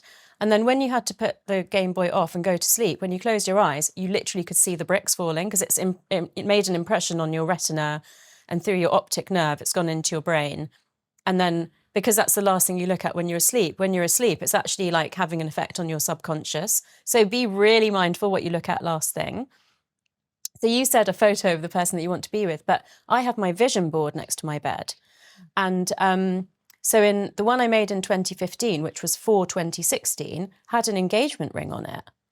And that was after, like I said, years of saying I will never, ever, ever get married again. So I started to kind of try to shift that, but didn't really believe it. And then eventually I was like, come on, Tara, you've made this work for business. Let's just see if you can make it work for love. And so it was like big, bold, engagement ring. But the thing I would say about the romantic movies, I'm hesitant about that one because I worry that it could heighten for people what they don't have. Oh. So I think maybe people need to make that judgment call for themselves. But a vision board won't do that thing? On the vision board, you have intentionally put onto it what you want. When you watch a romantic movie, I just think about the conflicting emotions of watching it and thinking, yeah, that's what I want, but really realising that you don't have it. Whereas on the vision board, it's very intentional. I have decided that this is what I want. What I ask people to do is to look at it regularly, preferably daily, to visualize it being true, and to give gratitude for the fact that it has become true already. Because then you're moving your brain from cortisol to oxytocin, because oxytocin is love and trust and joy and excitement. So gratitude builds that up. I just worry that a romantic movie could induce feelings of envy. Yeah. So I think you would have to watch one for yourself and see how it makes you feel and then decide if that's right for you or not. That's fair. When you just said the envision that it's possible and then be grateful that it's true, even if it's not true, how do you do that? And isn't that like kind of false hope? What up, homie? I got something free and new to share with you right now. How often are you visited by that negative voice in your head telling you that you're not smart enough, that you're not good enough, experienced enough, not fill in the blank? One of the most powerful things you can learn to do in life is to turn that negative voice into your bestie. And I want to teach you how to do that and so much more in my 4 steps to becoming confident workshop. And guys, the most amazing thing is you can actually register for completely free for this workshop. So click the link on your screen and I'll see you on the inside. It's really a practice. So it's not kidding yourself that it's true, but it's sitting there in the visualization. So let's say it's like a dream home. So you close your eyes and you would see yourself walking through that home and you would picture the details of it. And given the fact that my manicure completely matches your cushions and your mugs, I would be seeing, you know, pink soft furnishings and fluffy stuff. No, but you know, it's almost like imagine yourself walking through that house, smelling it, touching the textures, like seeing the, you know, whatever art or kind of wood that you've chosen that you really love, like what your bedroom looks like, what your bathroom looks like. And, you know, it's almost like visualizing it in a delicious way and then just feeling so grateful that that could even be possible. And, you know, if you're able to like feel it, that it's true at the time that you're visualizing it, just give gratitude at that time. What is it actually then doing? Because the thing, like I, over time have really understood and embodied the, you know, if you don't believe it, then you won't act in accordance. But if you believe it, then you will act in accordance. But I do struggle with, you know, what was that? The very original... The Secret. The Secret, thank you. Where it's like, visualize a parking space and you will get it. Like, I just kind of dismissed it. And so help me understand what that is actually doing to the brain and why it actually works. Because if it's super powerful, I want to make sure that I hear it. But right now it doesn't feel true. It just feels like I'm envisioning something that may not be. And let me just caveat, when we were growing Quest, when Quest was nothing, we were struggling. I'm in freaking ugly hairnet all day. No one's buying a protein bar. Me and my husband would drive around Beverly Hills and we would look at the houses. But that was more of as an incentive to be like, okay, keep working hard and you could get this. So what's the difference between that and what you're talking about? Okay. First of all, really valid question. And then I'll give you the brain part and then I'll give you the next part, which you've kind of answered in your question, which is amazing. So, so you're doing one thing which I've already mentioned, which is the practice of gratitude moves your brain into that attachment state, which is correlated with the bonding hormone oxytocin and the emotions of love, trust, joy, and excitement, rather than the stress state, which is the fear, anger, disgust, shame, sadness, which correlates with cortisol. What you're also doing is giving your brain a practice run. So do you remember how I said your brain is constantly looking out for threats to your safety? Anything new is a threat to your safety. So if you have imagined yourself dating or engaged or married or in relationship or in a different home or in a different job or running your business, just by imagining it, you are actually activating the same brain pathways that would be activated by you doing that. So then when it comes to going on a date or, you know, making a real estate inquiry, or quitting your job and changing careers. Or quitting your job, it's not 100% new to your brain because you've visualized it. And in a much smaller scale, if I was giving a big lecture, I would like to go and see the room before I actually have to step into it to give the lecture. So let's say I arrive in LA the night before and I'm speaking the next day, I would always say, can I go and see the room that the audience is going to be in? And so obviously with you, I looked on your Instagram at clips of you interviewing other people. So I kind of knew what the setup was. It is actually a coincidence about the nails, but I wonder how much I primed my brain. Yeah, subconsciously. Because I didn't do it on purpose, but I wonder if it was subconscious.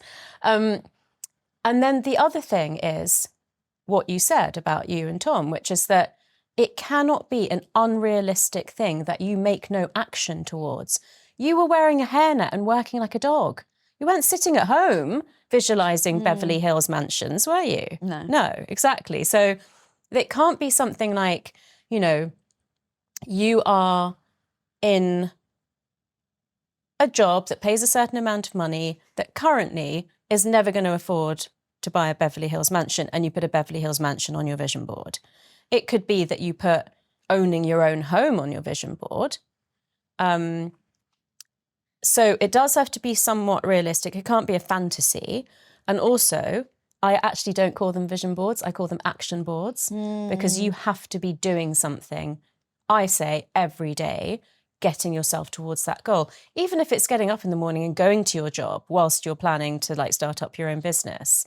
You know, it's kind of, and I'll give you my own example, which absolutely isn't for everyone, but it is my example of that intention and that really strong desire, which is that when I gave up medicine, and obviously I was getting divorced at the same time, I was, you know, my husband helped me out as he had promised to, until I didn't need him to anymore.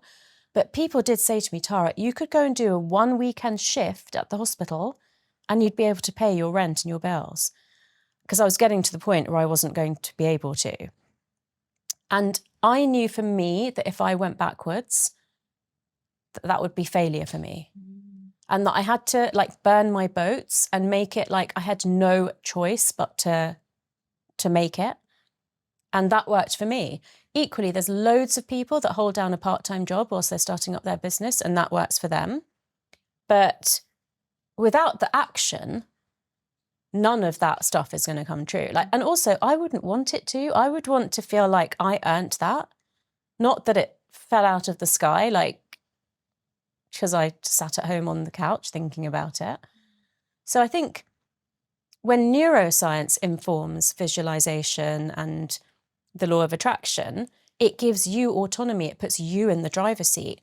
If, you know, the ways that it was explained before through vibrations and the universe basically makes you like a passive, you know, part of that story. And that's not for me. And, you know, I think it has had some good effects for some people, but for me, I wouldn't want it that way. I can't imagine you would either. No, not at all. Which is why I've always been reluctant to do like vision boards and things like that, because I always felt like it was setting people up for failure. Whereas like, well, hang on a minute, I'm visualizing it and nothing's happening. And I'm so action oriented that the way you just broke it down was freaking amazing. Like I've never heard it being broken down like that before, and it makes complete sense to me.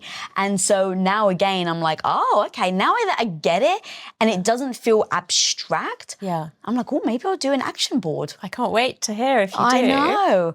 The action board in my head it's always been like more goals. Like, okay, I want to reach this, but I've never done like an actual like print out or cut out way of doing it. So thank you for breaking that down. You can do a list as well. In fact, this year I've done a list. I've heard of people saying it before, and I've done like 15 vision boards in the last 15 years. But for some reason this year I thought, well, I'm going to try a list and see what happens. So I'll also update you on that. Yeah, because I assume though that like a vision board with photos, like I'm such a visual person. And the act of like cutting things out and like it makes you much, instead of like what you were saying, like instead of being passive, it actually makes you much more connected to that vision. Because it's tactile and it's colour and vision. So I've always said that's the reason to do a vision board, and all of that is in my book, The Source.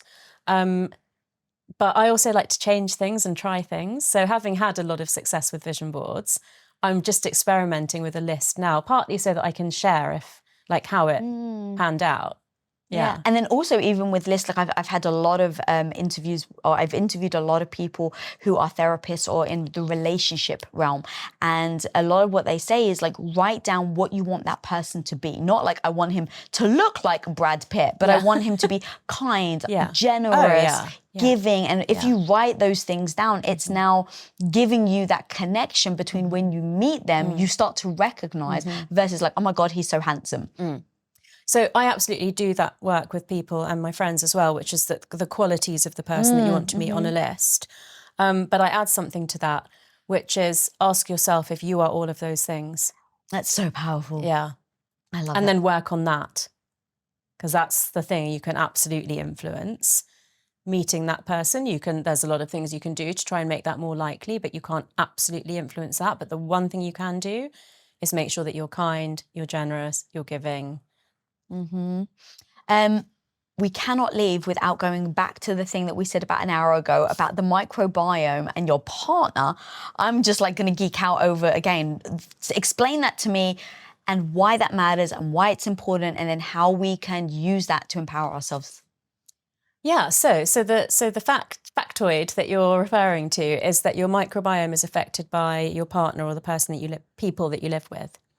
And that is because we don't just have a gut microbiome, we have an oral microbiome, which is in our mouth, and a skin microbiome, which is all over our skin. And interestingly, your oral microbiome actually affects your lung function quite strongly because they're close to each other in this area. So, you know, that's to do with brushing your teeth and flossing, and all of it is to do with not taking antibiotics and processed food and stress and stuff like that. But yeah, so the people whose skin you touch, the people that you kiss, the people that you have sex with, the people that you sleep next to at night, the people that you eat with, share your crockery and cutlery with, share your bathroom with, share your towels with, all of that is causing an interaction between your microbiomes. And what tends to happen is that the microbiome goes down a gradient. So the person with the healthier microbiome will be donating cells to the person with the less healthy microbiome. So when I was speaking to a professor who's an expert on this, he said, well, you know, watch out that you're not meeting somebody with a less healthy microbiome than yours, because then you'll be losing. And I said, I'd probably be quite happy to donate some microbiome cells to the person that I love. You know, so I guess it depends which way you want to approach it. But yeah, so it will tend to go from the healthier to the less healthy, and then like kind of bring you all onto you too, or your family onto the same level. So is that another reason, if you're around somebody or you live someone that is like in chronic stress, and would depression be the same then? Depression has a connection to your gut microbiome, yeah. So it changes, it's two-way, right? So your mood impacts your gut microbiome, but the healthiness and diversity of your gut microbiome also impacts your mood. So not so much really people that you work with or hang around with, but definitely people that you live with will have an impact. Because, and now I don't want to totally derail, but I find this stuff so fascinating. Yeah. When I had just such bad gut issues, at the time, one of the only ways they thought that they could help me, like solve me, was to have a fecal transplant. Yeah. And then I just did a lot of research because I was like, oh God, that sounds terrible. But hey, I literally try not to shut myself off to any advice. I try to do my research, figure it out, and then see if it makes sense. And then in that research, I'd heard that if you get a fecal transplant from someone that is depressed, you are actually way more likely to become depressed yourself. Not more likely. You will become depressed. I wasn't sure if I could like make a bold statement like that. So in the rodent studies, where they took literally poo from depressed mice and injected it into healthy mice, the mice became depressed, and vice versa. Yeah, that's crazy. And so I want to bring it round to really understanding why this is so important. Is I really do think, like, if you're in a relationship with somebody is, you know, chronically stressed out, that will have an impact on you. And then I assume then that's going to have an impact on your relationship.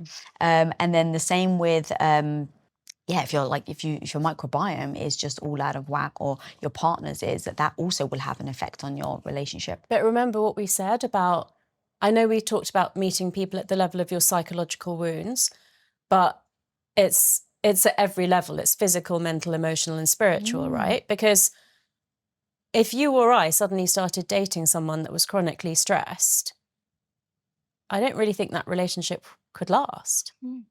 So I think a really good question to ask yourself is, if your partner is chronically stressed, and obviously, you know, you can see some symptoms of having a deranged gut microbiome, what's that saying about you? And what do you need to do to make yourself healthy? And if you do, might that mean that you're not going to stay in that relationship? And is maybe that fear holding you back? You know, sometimes we don't want to shine our light because we're afraid of what that might mean. Because it might mean then that the relationship's not going to... I mean, you do know the statistic about if a wife starts earning more than her husband, the divorce rate goes up. Why is that? Unfortunately, I think it's still because the stereotype in society is that the man needs to be the breadwinner, and it's quite difficult for that to be tolerated. So I do think there is an element there of, if you repair yourself, whether it's physically or emotionally, what that might mean about, you know, what falls by the wayside. Yeah. Oh, interesting. Yeah. Tara, I can literally sit here and just pick your brain for hours. This has been so damn fun. Yeah. Where can people find you and everything that you're doing? Thank you so much. I just want to say that you have definitely brought things out of me that I haven't said before, so you're an amazing interviewer. I'm most active on Instagram, where I'm Dr. Tara Swart, DrTaraswart. I have my podcast, Reinvent Yourself with Dr. Tara, and my book, The Source. If you want to learn brain hacks that build your confidence, keep watching. The best prescription that's given to Alzheimer's disease patients is actually not pharmacology. It is exercise in the form of resistance training. Now let's go back to women, because, you know, please. And I always preface, yes, I am a woman, so I attack myself a lot. Women are afraid to lift weights in fear of getting big. And I have to tell you, stop it. Okay, you are not going to get big. It is so hard. I try to get big doing weight. I'm not getting there. You have to consume a massive amount of calories and protein, and you have to be lifting a lot of volume. So you're not going to get there, so stop it. That's just an excuse. So girls, protocol, what is it? You need to be lifting weights at least 3 times per week. Hard weights.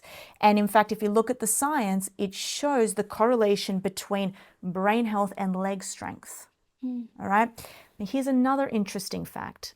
We lose, as every decade, we lose 3 to 8% of our muscle mass per decade. So we're already losing that. Okay. So you have to work even harder to not lose that, but to grow. And so just to stop you there, that's why I believe that you can eat the same thing, right, at 20 and not put on a pound, and then eat exactly the same thing in 20 years and put on weight, because your muscle mass has declined. And your muscle is what helps burn the energy. It's a storage unit for glucose. Yeah, that's correct. Yeah. You have to work harder. And it's specifically, I heard you say quads, right? Like work your quads. Do you know the glucose goddess? Okay, so I had her on my show as well. Love her. She's amazing. And since she's told me about how, like, if you eat certain sugars to help you with your glucose levels, basically do squats. So now, every Saturday, I always have a cookie, like my little snack that I can stomach. I always have some dessert, but then I always do squats specifically. And when I heard you say... Straight after you eat it? No, it's usually actually, it's probably better that I do it straight after. But at least I make sure that I do it that day. So that night, I make sure that I do like 100 squats or something like that. And then when I heard you talk about the quads, I was like, oh, I wonder how much those all are connected. Like specifically the quads. And if you don't mind explaining why. Your quads, okay, it just comes down to vector size. So you've got quads 4. You've got 4 muscles that make up, you know, this area, the front part of your leg, and they're big. Okay, now what happens when what infiltrates? We've got vessels, but we've also got veins. So every time that you actually contract these big units here, you're contracting these veins. Now, veins are different to arteries. Veins are one-directional pumps. So when you squeeze them together, because that's what happens when you work out, you squeeze these veins, shoots up blood to the brain. We want blood, right? We just need that blood flow. And so that's one part of it. But the next part is our muscles contain a lot of mitochondria. Okay, mitochondria we know is the powerhouse of the cell. The energy happens within there. We've got mitochondria in our brain as well, obviously. So therefore, if we grow bigger muscles in our legs, we have more mitochondria as well. More mitochondria means more energy, better ability to fight off diseases, better immunity, better everything, really. Thank you for explaining that. I love knowing the why to things as well, because it really does help me know in that next time where I really can't be bothered to do the squats, right? Like, I just want everyone at home to know, like, I freaking hate squats. Yeah. But once I understand why, every excuse I'm giving myself in that moment, Lisa, you're too tired, it's a Saturday, like all those reasons that could maybe be valid, right? Yeah. Like you're busy, you're stressed, whatever. Like give yourself a break. I just go back to the why. Yeah. Once I know my why, oh, okay, Lisa, what you're doing is you're actually sending the blood from your legs up to your brain. It's helping your brain. You don't want to get Alzheimer's. But like I just like coach myself in those moments. Yeah, and here's another really great reason why we need great strength. Okay, I said to you that 3 to 5% of muscle mass, okay, mass decreases. We actually get a larger decrease in strength, and strength is what we need. Okay, let's talk about when you're 80. We can fast track from the age of 80 or even 70. We can fast track our way to all-cause mortality, which is death, through many different ways, but one of them is through falling. Okay, you fall, you break your hip, that's it. You've just fast-tracked your way to death because you break your hip, right? You go into surgery, your post-operative infections will increase, and just, then you just start to lead a sedentary lifestyle. So you don't want to break a hip. But a lot of old people are falling. Okay, my yaya, my grandmother, she fell at the age of 85. Great genes, by the way. She lived until 95, but I saw a massive decline in her, and you don't want that. How do you prevent yourself from falling?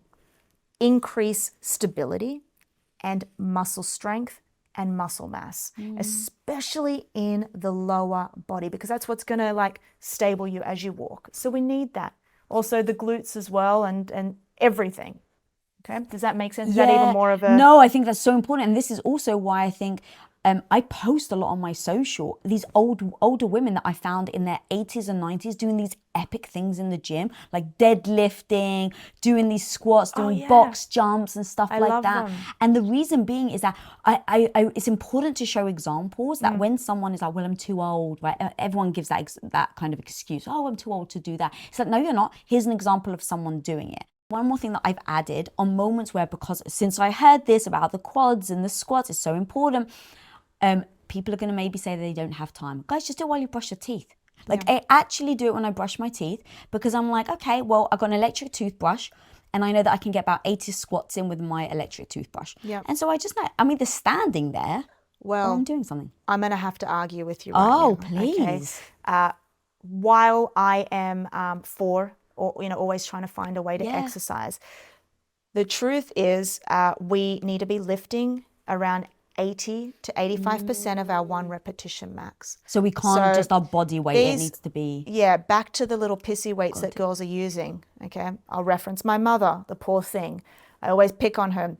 Sometimes she goes into the gym and she's lifting these tiny 1-pound weights and I don't know what she's doing. It's not going to have an effect. Lift hard, lift heavy, and do it 3 to 4 times a week. Okay, so I need to get a waist... bulky. Okay, I need to get a weight vest then. That's my conclusion to doing it while brushing my teeth. Yeah, actually get a weight vest and we can go for a hike, because that's a great way to you're right, because that's not even, Okay, so we've got the exercise down packed, but then we're going to move on to neuroathletics. Yeah, please, this is so exciting. Neurocognitive training. So your map, okay, let's go back to the city. Okay, every single part of your brain is accounted for. Okay, we've got this little creature called the homunculus. If you look up homunculus, it's like you'll see this outer portion of the brain that's sliced into a coronal section. You'll see this weird looking creature that kind of looks like this. It's like, and it's basically showing you what every part of the brain is responsible for. Okay, so we've got, the reason why is you've got this motor cortex that sits across here. Every part of the brain is accounted for. As we get older, and especially when people retire, you stop using different areas of the brain, right? As we get older, we're not climbing trees. We're not doing, many hand-eye coordination like we did when we were kids. So the brain has this kind of theory, okay? And it says, if you don't use me, you lose me. So different areas of the brain begin to shrink because we're not using it. So let's also take a bit of a neuroanatomy. I want you to do this with me. Just get your right hand, okay? And just put it against Right, everyone at home, come on, let's do this together, guys. Put your hand on your forehead. It's not much. It's just that, okay? Just here like this, okay? All right, there you go. Yeah. So that there is your frontal lobe. And it's about the size of your palm, okay? It's the biggest part of your brain, okay? And it houses the prefrontal cortex, which is known as the CEO. So I told you your brain is the federal government, then this is the CEO of the entire brain. It's the dictator, and it says it's involved in your cognitive functions, decision-making, focus, attention, everything. Your ability to think fast, process information. It all lives right here. Okay, then you've got another area of your brain, which is called the cerebellum. It's my favorite part of the brain. It's called mini brain. Okay, it sits at the back, just behind the brain stem at the back of the brain. That's involved in coordination.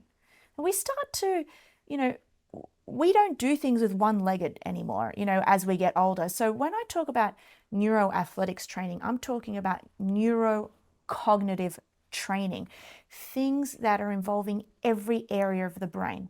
For example, reaction time. And the way that I would tell everyone at home to train these areas of the brain is just get a tennis ball. So easy, right? Very cost effective. Get a tennis ball, start throwing the ball to the wall. Okay, you're getting hand-eye coordination, you're getting reaction time, you're getting visual processing, you're getting everything. The reason why I brought up the cerebellum is stand on one leg and throw the ball. You'll see yourself, kind of trying to balance that. You're training that area of the brain. So you're strengthening it. Okay, so every single part of the brain needs to be accounted for. And in fact, we now know that even hearing loss, okay, or hearing impairment is a very strong predictor of Alzheimer's disease. Oh, yeah, so I didn't know that. doing things with sound, for example, I do these things with and by the way, I'm doing these with the most elite athletes in the world. That's what I was going to say. This is not a secret, yeah.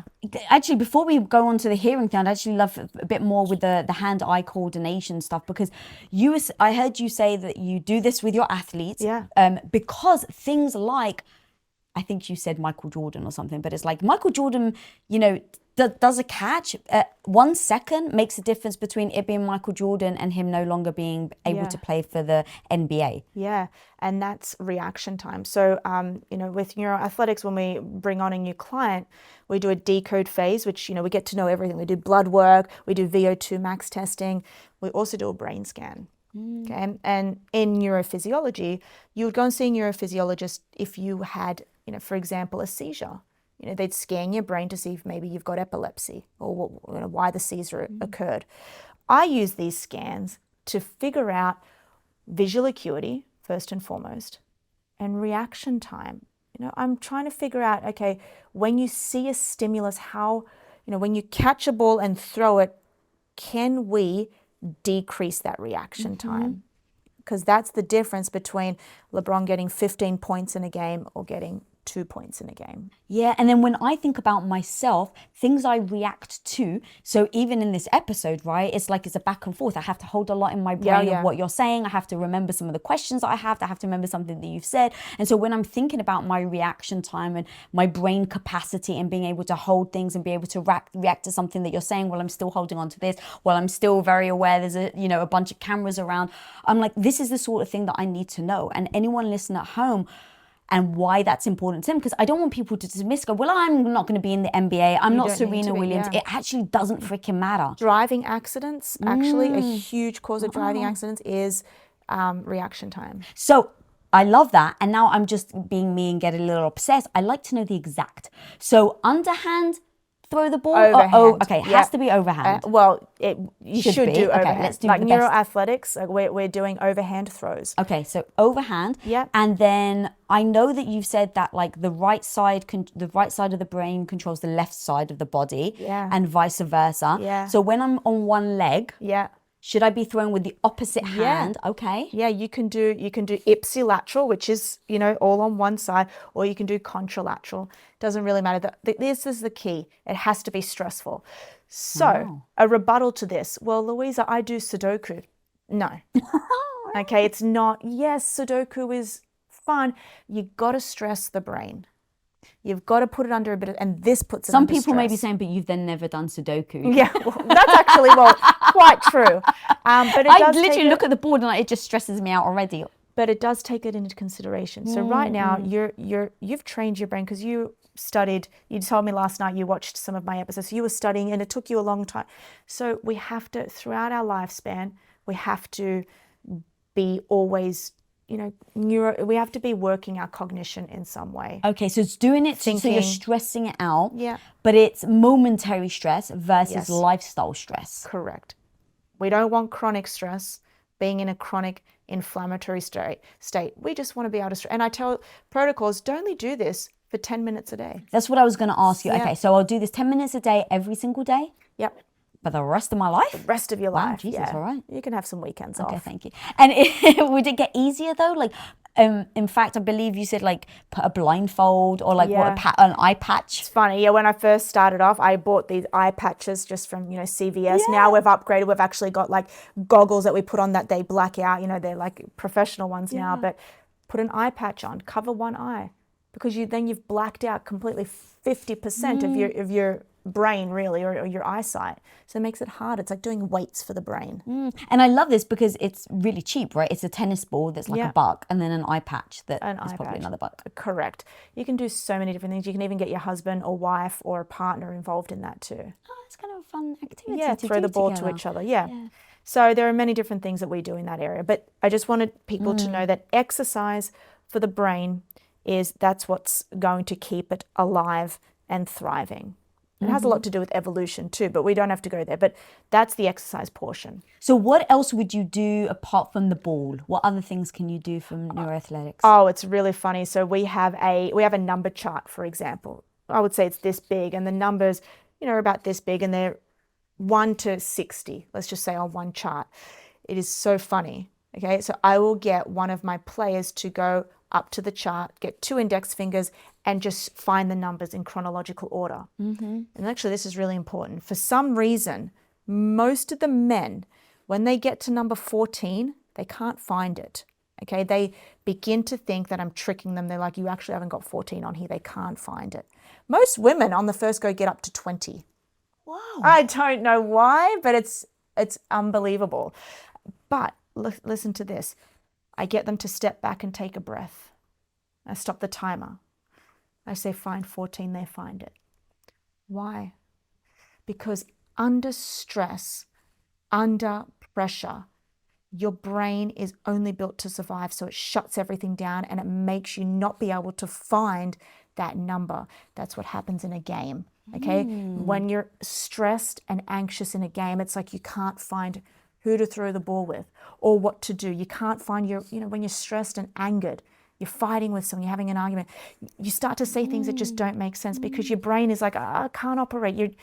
I'm under so much stress. But then you take a moment, you breathe, you activate the parasympathetic nervous system, and then it's like, okay, I can think now. There must be some hereditary thing going back into cavemen days of why men stop at 14, but women can go all the way to 20. Yeah. It's like a woman can't just shut down like that. Let's face it. I honestly inherently believe it's because evolutionarily, okay, we would have to go out and hunt. And what would happen is we would activate our sympathetic nervous system, fight or flight, in order to run away from the tiger or find food. Okay, and that's what the male's job was. And I think that women inherently now have having to do everything. Grow a human for 9 months. Okay, really, that's a big undertaking. Get the human out. That's another big undertaking. Then be the primary caregiver.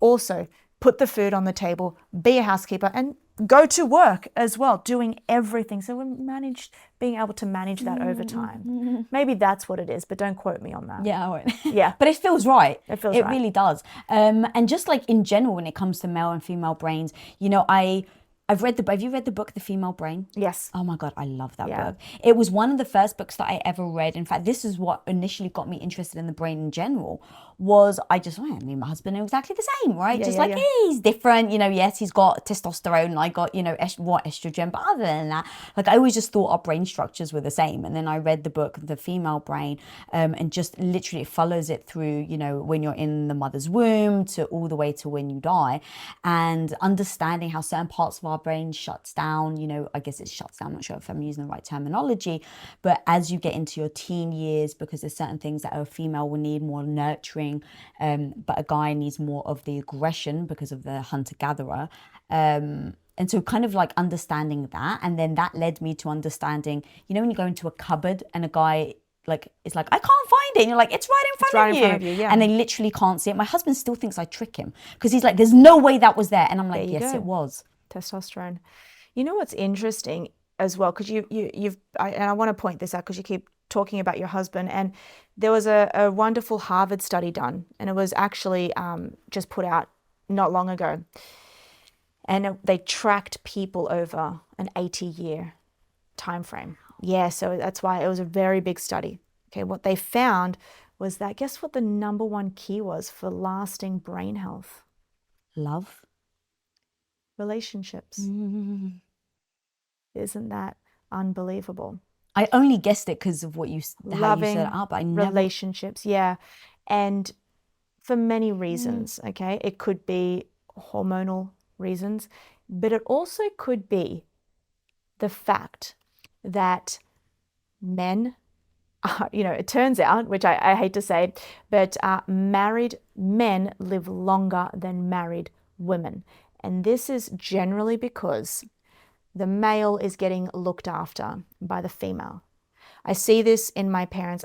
In 2019, my dad had a stroke, a minor stroke, but we've seen a lot of, downhill cognitive changes since then.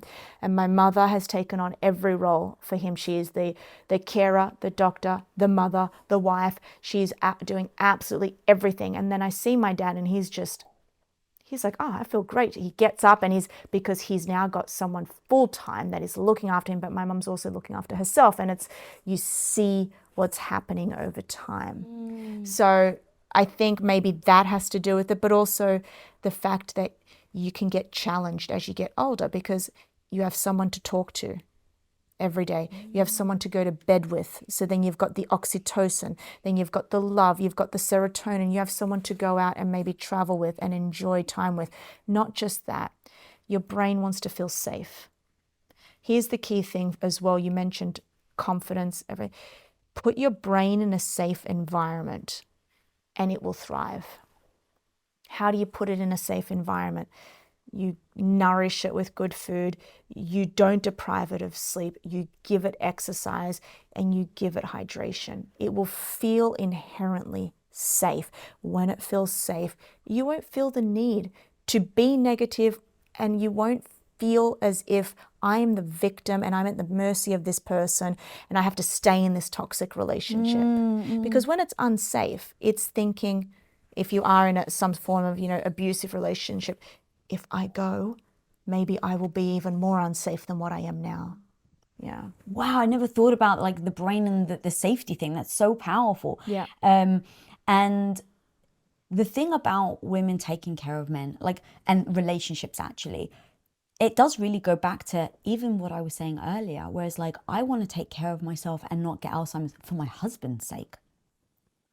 And to be honest, so I smoke weed, and that's my one vice. I know, and we got to talk about it. We must talk about it because I'm in a place where I don't deny whether something's good or bad, right? And so I really want to know the truth. I want to know what I'm doing, but I do like it. And so I was like, yeah, I have a vice. But now I'm just knowing everything that I know, learning everything that I'm learning, especially when it comes to the brain. I've done so much research and my own studies on the gut because I've had my own gut health problems. And one of the things was smoke weed. It'll make your gut feel better. And so I really learned into that. But now obviously realizing how much damage it's doing to my brain, I want it for my husband's sake. I want to now actually change because I'm just I actually like it. Enjoy it. And so if it actually trims off a couple of years, going back to people just need to make the decision for themselves. Yeah. I'll go, you know what? I'd probably sacrifice that. But because of my husband, I'm like, I know what it would do to him. Yeah, this is a great segue into sleep. And I want to tell you this, and I don't know who needs to hear this, but weed isn't helping you sleep. It's also probably not helping you calm down. Okay, so we need to cut the weed. A lot of my athletes actually are smoking it, and I said, if you don't stop, you get kicked out of neuroathletics. Wow, yeah, really? because I can't do my work and do what I need to do if you're going to be smoking and drinking. Interesting. So let's not even focus on weed. Let's focus on the fact that we need sleep. Sleep is a core pillar. Now, I know there's mothers out there and they're going to attack me and say, Louisa, I've got newborns, I don't sleep. I understand that, and it's hard. So we need to understand what is sleep so we can get on board with it. And I treat sleep as if it's an Olympic game. Treat it as if you need to train for sleep. You need to warm up for sleep, and you need to prepare for sleep the moment that you wake up. In fact, you need to prepare for it the night before. Okay? So sleep is broken up into 4 stages. So we've got stage 1, that's when you're falling asleep. Stage 2, you're in light sleep. So if you hear a loud noise, you'll probably wake up. Then I would say within like 45 minutes, you're in stage 3. Now, the only 2 that I want people to really be aware of is stage 3 and stage 4. Stage 3 is slow wave sleep. It's also known as deep sleep, and it's non-rapid eye movement sleep. So freaking important. 2 things that happen in this stage. Okay, first of all, we get the release of hormones. Women, we get, estrogen gets released. Men, testosterone is getting released during this stage. Okay, we also, both genders, get a massive release of growth hormone. Growth hormone is responsible for protein synthesis. So it's responsible for the repair and regeneration of your muscles. So if you are going to the gym, you're repairing everything that occurred at the gym during deep sleep. Okay, that's the first thing. The second thing that happens is we actually clean our brain like a washing machine during deep sleep. So our body, how we've got a lymphatic system? We've got one in our brain called the glymphatic system. Now, we have specialized nerve cells in our brain. They're called glial cells. It comes from the Greek word glue, okay, glia. It means glue, and that's what they do. So they stick to other neurons. Now, what happens during deep sleep specifically? They shrink. So if they're over here, they shrink in size, and this allows for the fluid in our brain, cerebral spinal fluid, to wash through like a washing machine. It's called the perivascular space, so inside, and the cerebral spinal fluid goes through like a washing machine, and it gets all of the toxins from the day, the debris, and it cleans it out. And it only shrinks while you're sleeping in that deep sleep.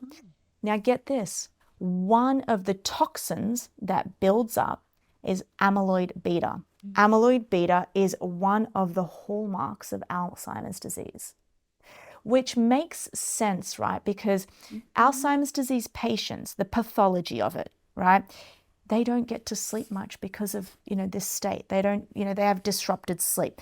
But because of disrupted sleep, we can raise our risk of Alzheimer's disease. So it is a cycle, right? So we need to be sleeping. So what's a good marker of this? Well, you can wake up, because you don't have to have an Oura ring or a Whoop strap. If you wake up and you're groggy, you've got brain fog, you're cloudy, you've probably not tapped into that system, okay? So deep sleep, we need to be getting into it. What blocks deep sleep?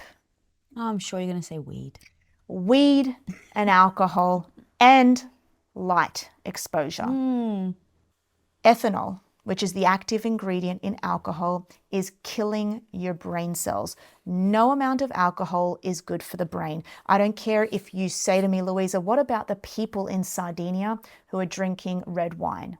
My rebuttal to that is the people living in Icaria, in these Greek islands, don't have the stress that we have. They also don't have the food that we have, and they're probably sleeping a lot better. So imagine your brain as a bank, right? Federal government, your brain is a bank. If you withdraw from the, let's say, the sleep bank, that's not good, okay? But you need to make sure that you've got reserves around here as well. So don't drink because you've already taken maybe some sleep away. Because we're all human. You're not going to be 10 out of 10 for absolutely every single account. So if you have a glass of alcohol, if you maybe smoke some weed, you also don't sleep well, you also don't hydrate, you also had a bad day, look at all the money that you are withdrawing from all the accounts. Okay, so no amount of alcohol is good for the brain. Now, how can I back this up by science? There's a wonderful study that was done in the journal Nature, a really high stringent journal. I posted about this, and it showed that moderate drinkers, for women, this is 7 drinks a week. And that means 7 drinks within a 7-day time. So you can have your 7 drinks in one day, or you can have them spanned across the week. Right. It doesn't matter. Yeah. Okay, so 7 drinks a week. You are now classified as a moderate drinker. For men, it's 14, right? By the way, it does not matter if you're getting 3 glasses of vodka, okay, and 4 glasses of red wine. It's 7 drinks. Right. What they found in that individuals who are having 7 drinks or becoming moderate drinkers, either male or female, you are getting a decrease in gray matter volume and white matter volume. So explain what that is, so if you don't mind. Our brain is comprised of gray matter, and that sits on the outer portion of our brain. It's like the cerebral cortex. Gray matter just means it's got the cell bodies. Got it. Okay, that's where all the nucleus is involved. Now, remember at the start I told you about the axon? That's the white matter, okay?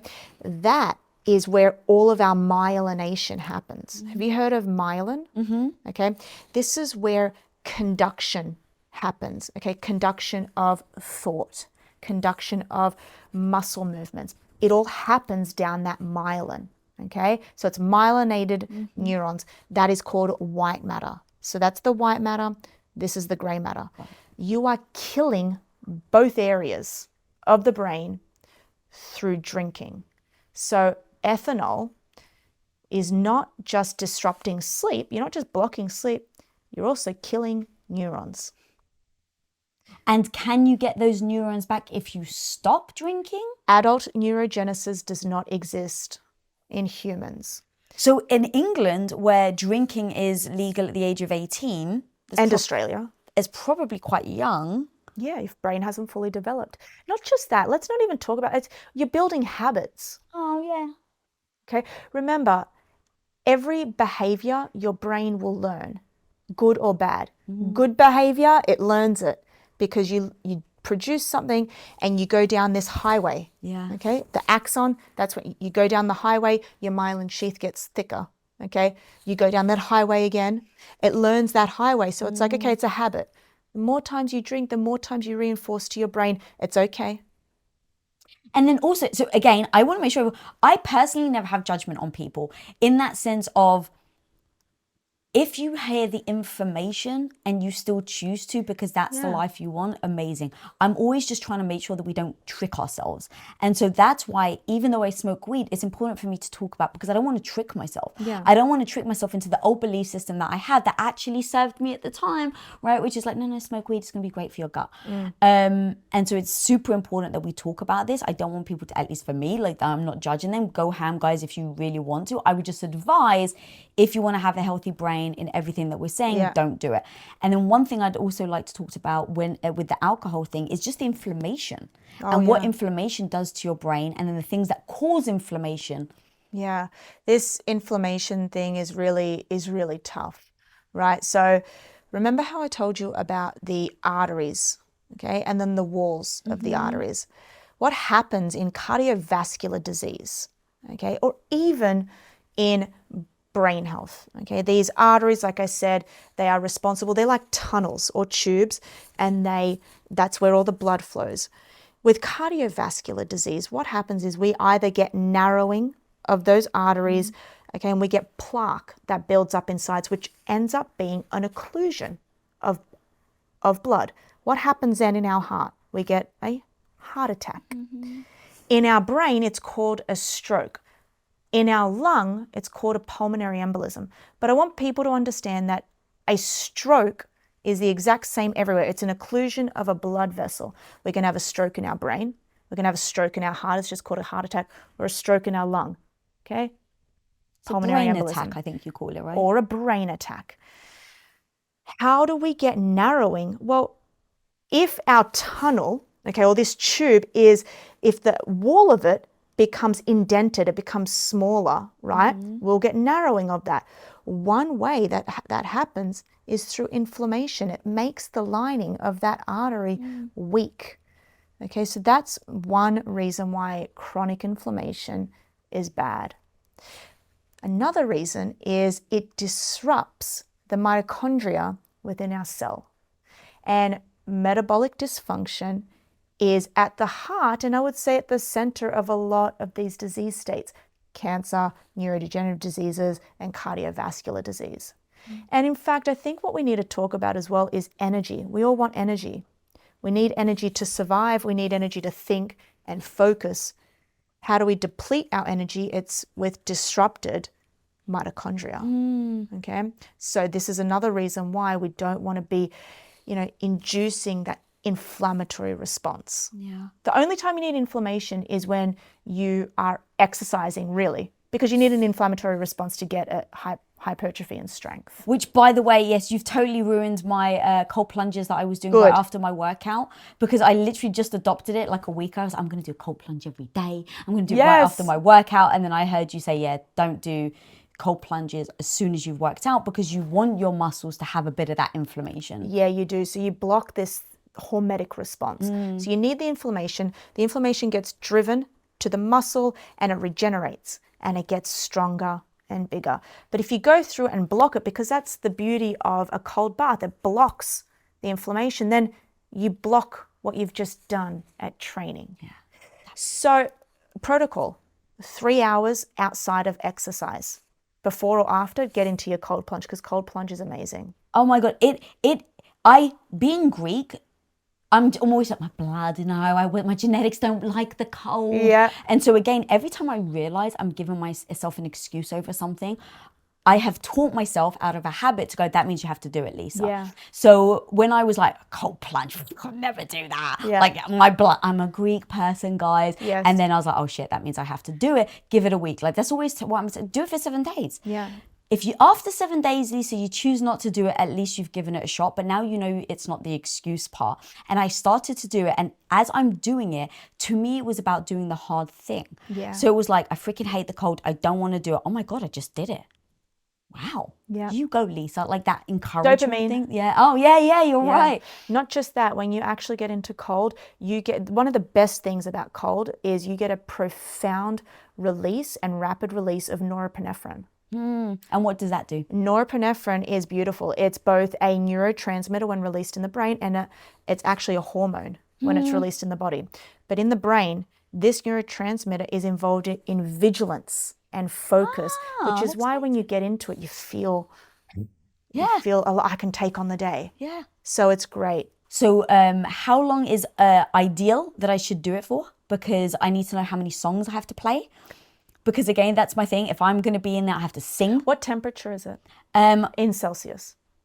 Or in Fahrenheit? Oh, I know Fahrenheit. Is it 40? No, it's like 55. Okay, you should be generally doing that for, how long are you getting in the bath for? I was only doing it for like a song, so 3 minutes. Well, that's fine. If you're doing it if you're doing it over 50 degrees, maybe you want to stay in there for around 5 minutes. Yeah. Okay, but instead of getting caught up on the timing, because everyone's different, get caught up on when you start to shiver. Okay, you want to induce the shivering response, but you also don't want to stay in the, you kind of want to get out when you are comfortably cold, meaning, so you get in. Isn't that an oxymoron? That's how it is in science. It's like comfortably cold. So you want to get in where you're shivering, and it's like, I'll get out when I just am about to faint, really. Okay, yeah. But don't faint. Okay, don't faint. But I actually want everyone at home, guys, if you're listening, I bet try it for 7 days. Just give it a shot. If you hate it, you can tell me, drop in the comments that you hate it, but I'm telling you, give it a shot for 7 days and then let me know how you feel. I guarantee you freaking love it. Also start with a cold shower if you don't want to. Just start to work your way up. Yeah. Okay. And then, sorry, I completely derailed us from sleep. Yeah, we derailed us from sleep. Because so we're I up really to want deep sleep. Yes. Okay, so you've blocked sleep. Okay, so we now know that alcohol and weed is blocking our sleep. It's sedating us. So you're just knocking yourself out. Right. Yes, sedating. Yes. That's deep sleep. So we now know the importance of deep sleep. Then we have stage 4, which is rapid eye movement sleep. You'll see it on your Oura Ring REM sleep. It's involved in memory consolidation and learning. So this is where when we're in this phase, and actually on an EEG, what you see is you have a horizontal eye movements. So your brain, actually, you're completely paralyzed from the neck down, but your brain actually mimics an awake person. So you're right, that's where the name came from, rapid eye movement sleep. Your eyes are going in horizontal motion, and that's why we know you're in rapid eye movement sleep. Things that block it are the exact same thing. Stress, light exposure, alcohol, sleep. If anyone does have a wearable in terms of times and percentages, your total sleep time, so 20% of your total sleep time should be made up of REM sleep. Is there an ideal amount of sleep for a man versus a woman? My husband always gets way less sleep than I do, and he feels great. Does he? Yeah. So that was a sarcastic Aussie. So how many hours? I don't know how many hours, but look, everybody is different, okay? You know, LeBron, big man, obviously is exerting so much energy throughout the day, would most likely need a lot more than other people. It depends on first of all, it depends on how much output you are doing throughout the day. But as a general rule of thumb, you do want to be sleeping minimum 7.5 to 8 hours. Because we know that the studies on sleep deprivation, which is 6 hours or less, which is, by the way, most of New York and probably most of mothers as well, we know that there was a wonderful study in PNAS, okay, really another high stringent journal where they took a group of healthy men, okay, middle-aged healthy men. They subjected them to 1 week of sleep deprivation of 6 hours, okay. This is what they found. They found a change in 711 genes. Now, 711, okay, there's 25,000 genes in the human genome. That means you have an epigenetic change of 3% through sleep deprivation. This is what they found. Half of those genes were upregulated. Half of them were downregulated. Now, the genes responsible for tumor growth were upregulated. The genes responsible for immunity were downregulated. So through sleep deprivation, classified as 6 hours or less, in these human males, resulted in an epigenetic change of 3%. So you are changing your genome through lack of sleep. And you know what, the fact that this is one other thing that we have to point out. Who are you giving your sleep deprivation to? Are you giving it to social media? Because that's really quite, like, you should smack yourself across the face. You know, like, who's responsible for your epigenetic change in your diseases? Is it social media? All right, so what if it's your kids and that's a different story? But that's what I was going to say. Get that. So let's actually talk about that, because so for healthy men, God bless them, after a week, like, that's obviously very damaging. That's massive. Yeah. So now actually let's talk about women who have 3 children. I know. Who do this for 20 years. Yeah. What does that actually look like? And look, again, there might not be a solution, right? Because someone's like, well, look, I don't have a nanny. Yeah. My husband isn't around, or I don't have a partner, and now I'm looking at. So they may not have a choice. So assume actually some people may be in that situation. Yeah, I get that, and I'm so empathetic to it. And as I'm getting older, and as a woman, I've kind of think that this is the way I would say it, because it doesn't change just because you're a woman.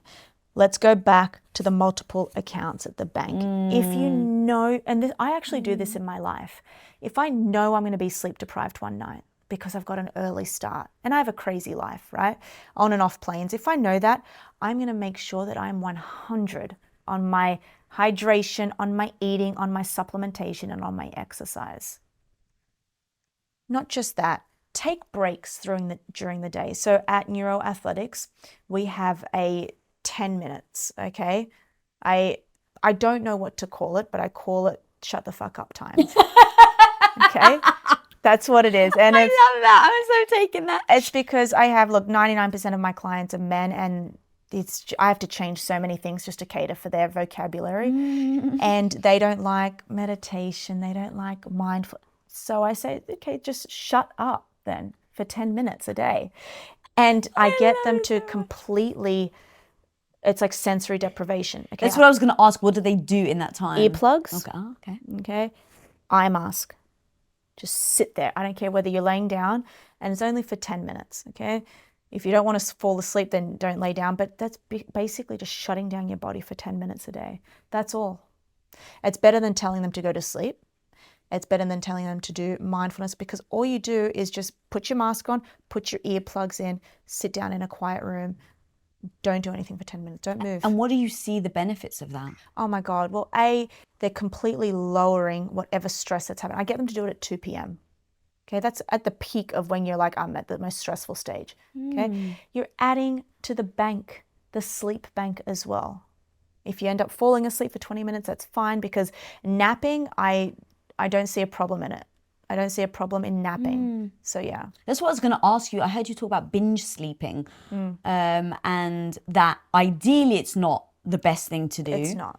Okay, because sleep isn't like a debt, again, that we can repay at the bank. You can't expect to sleep 12 hours in one day, then sleep 6 hours for the rest of the week. Okay, so I call it binge sleeping. I say, because we're humans, just focus on sleeping well 80% of the time. And that's because we are humans. If we could do it 100% of the time, great. But you do, again, maybe sleep 5 nights a week perfectly, and just cater for those 2 nights that you may be out or sleep deprived. Okay, I'm now going to block at 2 p.m. every day unless I'm shooting a shut the fuck up time, Lisa. Eye mask and earplugs, you said. Yep. I love that. Quiet and room. it needs to be quiet, not like music. Yeah, no, that's what the earplugs are, because you've got all these sensors. Okay, you don't want to be touching anything. You just want to lower the sensors as much as possible. If you Google, I also want you to Google the homunculus. Okay. I'll tell you how to spell it after this. Yeah. I've got a little What the hell homunculus is it? figure. But what you'll see is this little guy, his hands are obnoxiously like large, which means that your hands take up a lot of surface area in your brain. And they're just these little structures. But we know that through grip strength, through opposable thumbs, through, we've got these, these receptors all over our hands. So don't touch anything, just completely sensory deprivation. Yeah, actually, when you say grip strength, I forgot to mention that earlier, that I heard you say, when you were talking about the ball, like it specifically is throwing a ball versus hitting a ball with a bat. Yeah. Look, I love tennis. I've just started taking it up, and it's great for hand-eye coordination, great for the brain. But yeah, this, but it also involves grip strength as well. But this one is also, you're really just, pulsating that grip strength as well. Okay, so I actually would love to go through now. If someone's hopefully they're all bought in. I'm going to get better sleep, I hope Lisa. they I are. understand why. Yeah. Now let's go through how people get better sleep, because again, I'm so freaking tactical, and I just beg of people to try this for 7 days. In fact, would you recommend 7, or is I just worry if I say 30, people aren't going to do it. I want people to try what you're about to explain of how to get a best sleep possible. I was actually going to do in July, I was going to do a challenge for everybody. Shit. Yeah, which was just a 14-day challenge. Okay. And that is just 14 days of doing everything, as in we're not smoking. And if anyone's actually smoking cigarettes, which we didn't touch on, I don't. I assume that's a big I'm no-no. appalled. Yeah. So we won't even talk about the cigarettes. We're not going to be smoking weed. We're not going to be drinking alcohol. And we're going to see, it's like a sleep challenge. 14 days. Let's try and sleep for 7.5 to 8 hours. If you wake up, okay, just due to natural body clock, and it's only been 6 hours, just lay there and force yourself back to sleep if you can. So if someone was to do that now for sleep specifically, what are the things they need to try that they can do immediately? First of all, timing. Let's talk about that. We need to be sleeping at an appropriate time. Neuroathletics lights out is 10 p.m. So we want to be getting you into bed by around 9:30. And I have a question for you there. Does it depend on the time of year? Because 9:30 in LA, it's just gotten dark. But in the summer, but in the winter at 5 p.m., it's pitch black. No, because we work on, so our that's a really great point. Our circadian rhythm is a 24-hour clock, and you need to be in alignment with that. And so your body knows when it's waking up and when the 24 hours. And it does matter on the time. It's not like you can go to bed at 1 o'clock and have the 7.5 hours sleep. Please explain that, because I didn't understand it until I started diving deep into sleep. Yeah, so if you're going to sleep from 1 a.m. to 9 a.m., that 8 hours isn't the same as sleeping 10 p.m. till 6 a.m. The reason being is really got to do with light. Because if you are awake, you're generally getting light of any form, because you're not going to be sitting in a pitch black room. Now, what happens is from the time of 10 p.m. and 4 a.m., that's when we get the release of our dopamine, which when we wake up tells us, okay, we are up, we are thriving, we are excited, we are ready to go. Light exposure actually blocks the area of your brain that releases the dopamine during that night, which is called the habenula.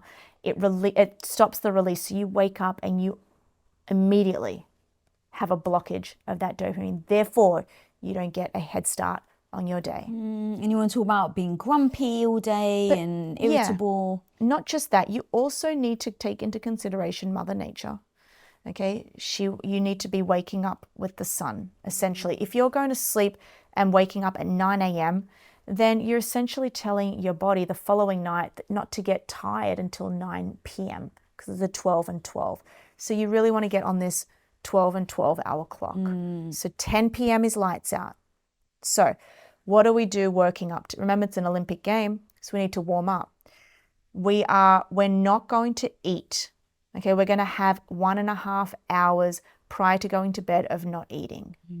That's because digestion takes 90 minutes. You don't want to be digesting food in your sleep. I found 3 hours for me is the perfect amount. See, everyone's different. 3 hours for me, what would happen is when I go to bed, I'd be starving and nothing's stopping me. Right, yeah. Know thyself. Yeah, no, I will get up and I will eat and I'll be ravenous, and that would just mess me up. And a lot of my guys as well are the same. Really? So it's like an hour and a half. If you can go 2, then go 2. Second thing is we really want to minimize light, right? Our eyes are just extensions of our central nervous system. So our central nervous system is awake when it sees light. So trying to minimize light, overhead lighting, okay? That's coming into our eyes. We want to minimize that. So I have floor lamps in my apartment. So that means like I'm still getting light, so I'm not pitch black, very dim. And these are lights that are on the floor, beaming up at you instead of coming down at you. Correct. Yeah. And they're very dim. So it's like, so you got to have good eyesight in my apartment. Blue blockers, if you don't have those types of lights? I caution against that. To me, it's 95% marketing. I wear them. But are they really they may be doing a 1%. Really? That's it? Yeah. Wow, okay. Your eyes are really susceptible to light at night. So they're weak. So any type of light will affect it. Okay. So we've got light exposure. Then something that I've been dabbling with, I don't know if you've done this, is temperature. Game changer. So how are you doing it? So I've done it with our AC in our room, and then our AC broke one day, and I had one of those cold mattress things, and I loved it.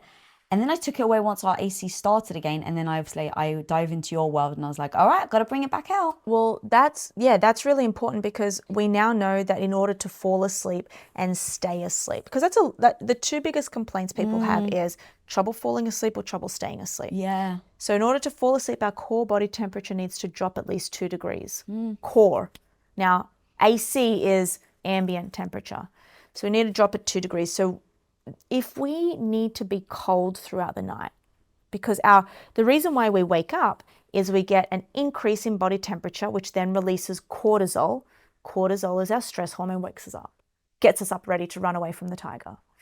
So we need to remain cold throughout the night. Even if it's 1 a.m. and you get a rise in temperature, you will wake up naturally, right?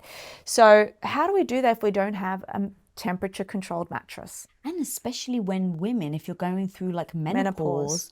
I can imagine that would be Well, that's why these temperature control mattresses are great, because it splits the bed. So if you sleep with someone who's not as a hot sleeper, you can turn their temperature one way and you can turn yours down. Yeah. So what I like to do is you release heat through the pores of your hands and also from your feet. I tell people sleep with your feet outside of the sheets and your hands outside. That's such a smart little genius hack. Yeah, a little hack that you can do. Maybe, switch the AC on as well. I know a lot of ACs have timers, so you can switch it on and off when you need to. So temperature is another big one for training for sleep. Then another one, don't answer emails. Don't get on the phone with somebody. I've got a lot of relatives that, really can hype me up. I wouldn't call them at, past 8 p.m. You want to be relaxed. You want to get your brain and body into a state of relaxation so it's primed for sleep. Or like that person in your life, like you said, either it's family or friends that maybe is the person that always is a Debbie Downer, or that, your partner that maybe kind of a bit of a wet blanket, or someone that's always very negative, like staying away from those people before you go to bed. Have you noticed a pattern, which I'm hoping everyone at home has noticed? The pattern in this entire podcast is you are in control of your brain, okay? And you are also to blame for the state at which your brain is in. We have access to free education. You're doing this podcast. People are putting information out there. So then it comes down to control and discipline. So you do have the control to do this. Every time I talk to you, I'm reinforcing the fact that you are to blame. If you wake up and you're tired, okay, apart from genetics or something that has happened, like you do have control over the way that you sleep. You just have to be disciplined. I love that. Yeah, like I want you to blame me. Yeah, like that. I feel this thing when you say that. We're separate. That's how we've been blamed for everything. We are, yeah, especially as women. Yeah. But look, that language speaks very well with me. Like when I wake up, when I had the brain fog, I was like, well, Lisa, you have to figure this out. And it isn't easy. And so finding the right people that's part of the show, right? It's like the Trojan horse. Yeah. Like, this is for my audience, but really it's for me. Because I want to improve and I want to get better. And with things like this, I think of myself, okay, there's so much messaging out there, right? A lot of it is definitely for guys. So having you come on that is very much understands us women is super important. And then giving us the information so that I've got the opportunity to make a pivot. Because you better believe, girl, by the end of this, I'm buying a tennis ball, I'm buying an eye mask, I'm buying earplug. But all of these things now go, okay, I didn't know this. Yeah. I don't blame myself for it. But now that I do, what am I going to do about it? And when I was waking up with brain fog, feeling like when I had the worst gut issues, I wasn't sleeping. My hormones were all over the place. And that's the worst I've ever felt about myself. Yeah. And I was bullied and teased as a kid. And it was my gut issues that made me feel badly about myself because I wasn't sleeping, because I couldn't exercise, like everything that you're talking about. And it never went straight to the brain. I kind of always thought it was like, maybe it's my hormones and that's why. But that's why this is so important, because I'm really hoping people right now, they may feel lost and they're like, I have this, I didn't know that there's anything I could do. I thought I was stupid. I thought that I was born like this. I thought. And now with everything that you're saying is now we have the opportunity to step up. And all I say to people is if you don't do it, and you wake up and you have brain fog, or you don't have the clarity, or you haven't built the confidence because of your hormones and your sleep patterns. Exactly. Like, look at yourself. And I mean that with compassion and love, because I do that to myself as well. Yeah, no, absolutely. And you know what the exciting thing is? You can make more money with a higher performing brain. You can you can secure a better job with a high performing brain. You can secure a better partner, a better life partner with a high performing brain, because you start to see things. If you have a weak brain, you kind of are like, you're a bit lazy and you miss things. You miss those red flags.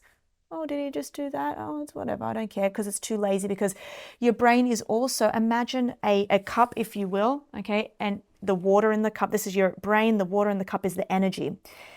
With every gulp that we take, every sip, we're just taking energy away from our brain. The sips are thoughts.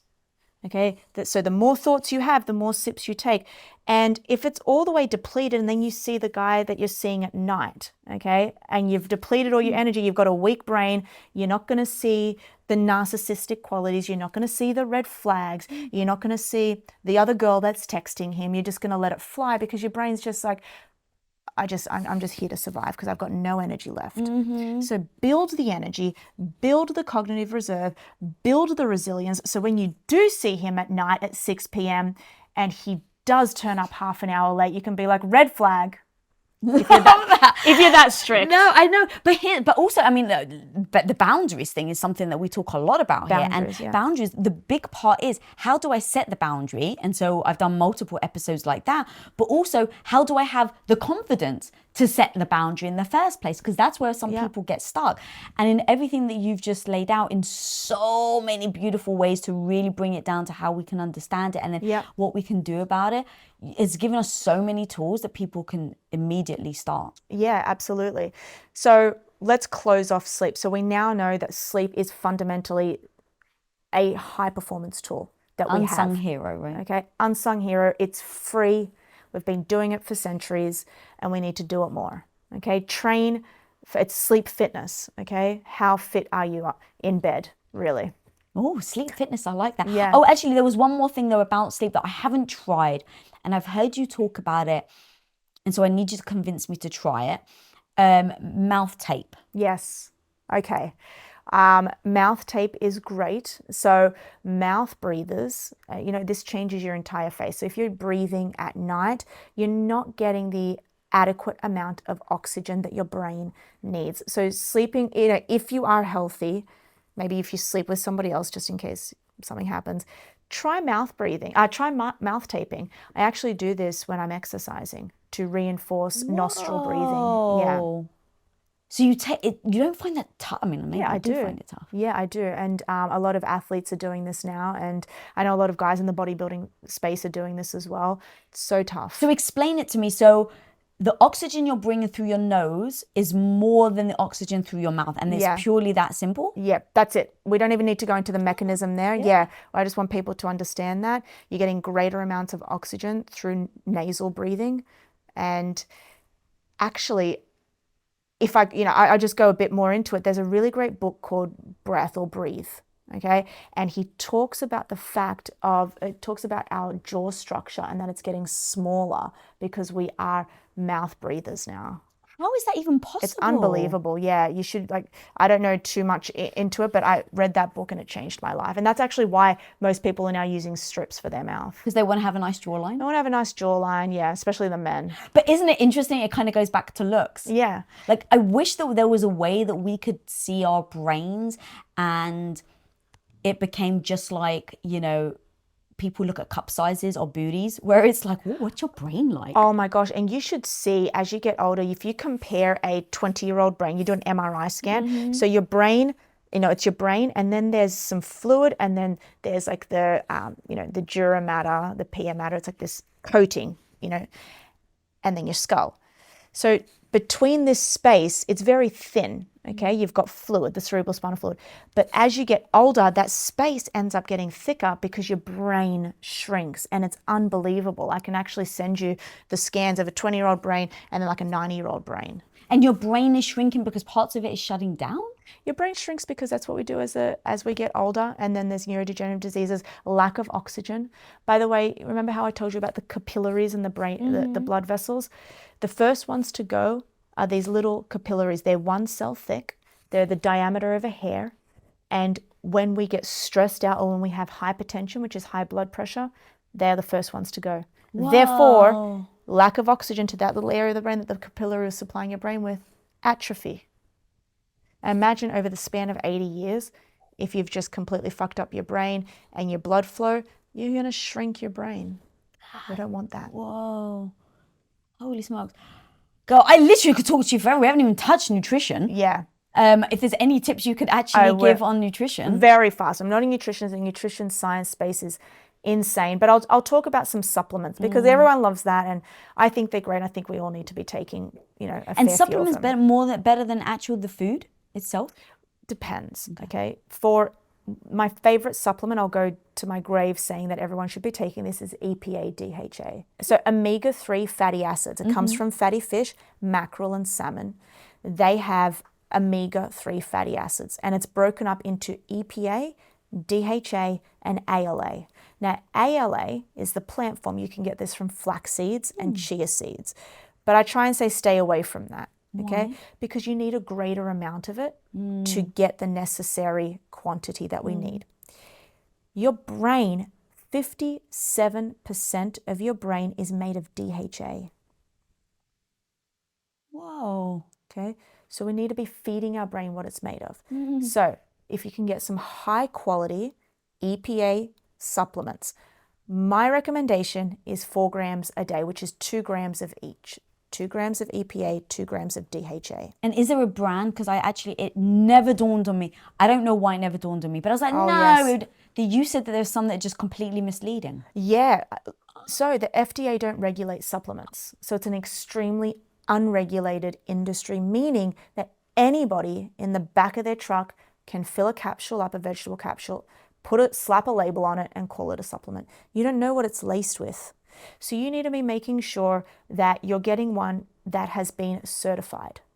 Okay, so I take Momentous supplements and they have been triple certified. So you get certified once, then again, and then just for good luck, we've got it certified 3 times. So you know that it's pure. Okay, there's some other great supplement companies out there as well that are doing it, but just make sure it's been certified. Now, EPA DHA is absolutely fundamental. It helps with inflammation, bringing down inflammation. It helps with cell membrane fluidity. We want fluid cells to be able to just move and glide through. All right. So, and of course, our brain is made of it. And so repeat foods have this? Yeah. So fatty fish. yeah. Now, you said, can we get this from our foods? Have you seen Seaspiracy? It's a Netflix doco. No, but I can guess what it's about. It'll scare you. It'll show you what's happening in our oceans. And all of the fish that we're eating is farmed. Okay, unless you're going to a Greek. I just went to Castellorizo and we were eating fresh fish that was caught from the ocean. We don't have that here in America. So most of the fish you're eating is farmed. So it's completely stripped of the EPA and DHA. So that's another hard thing. And then in Seaspiracy, you'll see even if they do catch the fish, you cut it open and all this plastic is coming out of because the fish are eating the plastic. Oh God! So what do we do about that? Well, we eat the supplements. Yeah. Okay. The second thing for ladies that I really want everyone to know is creatine. So we used to think that creatine was a bodybuilding supplement that just helped with, making bodybuilders bigger. But we now know that it's extremely apparent in the brain. So creatine monohydrate, actually, it's a naturally occurring molecule, but it helps with cell energy metabolism. We should be having it. It's the cheapest and safest supplement on the market. You should be having creatine every single day. Ladies are scared to take this because they're scared of getting bulky, but they're also scared of getting bloated. It doesn't do that. At all? No. So you can be doing this and having at least 5 grams a day. Okay. Okay. It won't make you bulky. It won't make you bloated. And so what does it do? It helps with cell energy metabolism. So ATP, which occurs with it, it helps with giving us energy. It actually helps create that. Got it. So it will help with our energy in general, and we just should take that on a daily basis no matter what. Especially if you are a working woman who needs to be like, Louisa, my energy needs to be soaring until like 8, 9 o'clock at night. It helps with that focus endurance. All right. That's what I was going to ask, like with your athletes and, your high performers and CEOs, what is the thing that is important for them? Is it usually before you do this big thing that has a lot of pressure, like an hour before, like how do we, if we do the daily things, right, the creatine, do that daily no matter what, is there anything that we can do specifically on days where we may have this high pressure?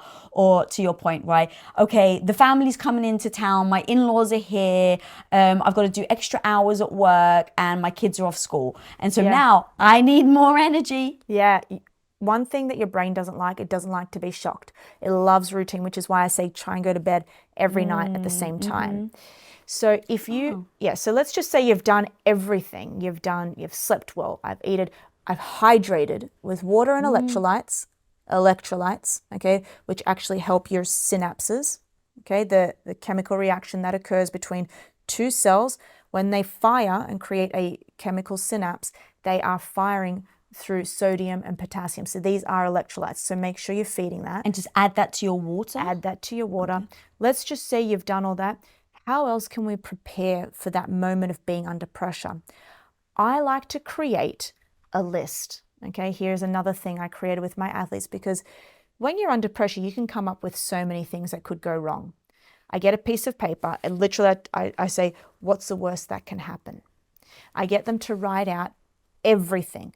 I could lose money, I could get fired, I could do this, I could do, and if the word death isn't on there, I tell them to just stop it. I say this is all obsolete. These are just made up thoughts in your head that you have gathered through information because you're lazy, you're gathering these information, you're making up thoughts in your head, okay, to make yourself feel better and to get yourself out of it. Get rid of those thoughts, because unless it's death, you have nothing to worry about. Okay, but also, if you wake up every morning and you've got a list of things to do, you're also not going to, it's going to be better for you and better for your brain, because you're not going to shock your brain. So true. Yeah. Okay, so any other kind of supplements or Yeah, anything? so we've got EPA, DHA, we've got creatine. The last one is just make sure that your B vitamins are intact. So you can go and get a blood test. If you're low in B vitamins, just start to take those. We know that they're implicated in neurodegenerative diseases. All of these three supplements, by the way, are also neuroprotective. There's really great studies that are done on high school NFL athletes or high school footballers, where they dose them with 20 grams of creatine per day, and it actually helps offset some of the damage that happens from a concussion. So creatine is not just useful in cell energy metabolism, but it also offsets the damaging effects of concussions. How the hell do you get people to be compliant? And what I mean is that everything we've laid out today, I get so excited about. Honestly, I dove into your world for like at least 6 hours, and I've had the most fun. Yeah. And I've seen all your interviews. I'm literally keeping an ongoing note of all the things that I now need to do, what I need to change, because I'm so obsessed with how do I show up and perform at the highest level, because I've got a big freaking audacious goal, homie, and I know it's going to take me years to get there. And so how the hell do I show up every day with enthusiasm, excitement, energy, confidence, and just keep going? But I don't think everybody has that. Now, look, I decided not to have children so that I could do this. So there's a lot going on, like the decisions that I've made that have led me to this. But I'm just taking, let's say, someone at home right now that's got their everyday problems and they've got family pressures and all of this stuff. It's a lot for them to do. And so how do we help people stay compliant to maintaining their sleep, doing the exercise, and then I'm going to guess your answer, but if someone says, I only have time for one, which one should they be doing? That wasn't going to be my answer, kind of. My answer to that is, ask yourself this question. How do I want to spend the last 10 years of my life? You can very well live, to 100. But what is that worth if the last 20 years you are demented and on a bunch, and you are a self-pharmacy, you've got all these medications and you can barely walk? So you have to think about that, and that should be your driving force. If you have kids, you should think to yourself, do I want to be able to communicate with my kids as I get older? Do I want to be a burden on my kids as I get older? Figure out your why. That's actually the first thing. Thankfully for me, I do work with 20 of the world's best athletes. So they are naturally driven. They are naturally wanting to. And, it's hard because when you're already the best, they're like, well, how are you going to get me better? I'm already the best. So I have to get them better than themselves. So that even makes my job even more difficult. So you have to figure out your why. Where does your motivation come from? Now let's actually talk about what you said. If I only have room for one, that's hard, because I say, well, I think you should first get your sleep. You just work on sleep. I don't say you don't have time for one, okay? For 2 months, just work on sleep. Because even if you are completely sleep deprived and you try and exercise, as you're not going to get the effects. You're not going to push yourself as hard, and you're not going to regenerate through sleep. So just work on one. Just build up the reserve. Just work. That's all. And because I do have some elderly population, people that come and see me as well. And I'm like, let's just work on sleep for the next 2 months. That's it. We'll build up the pyramid. When we've got you sleeping well and you've built all that up, let's now get you exercising. And then we can top it off. The top of the pyramid for us is nutrition. If you want to learn how to stop anxiety, overwhelm, and stress in their tracks, then click here right now. Whatever it is that we pay attention to recalibrates the entirety of the way the brain operates. That's pretty powerful.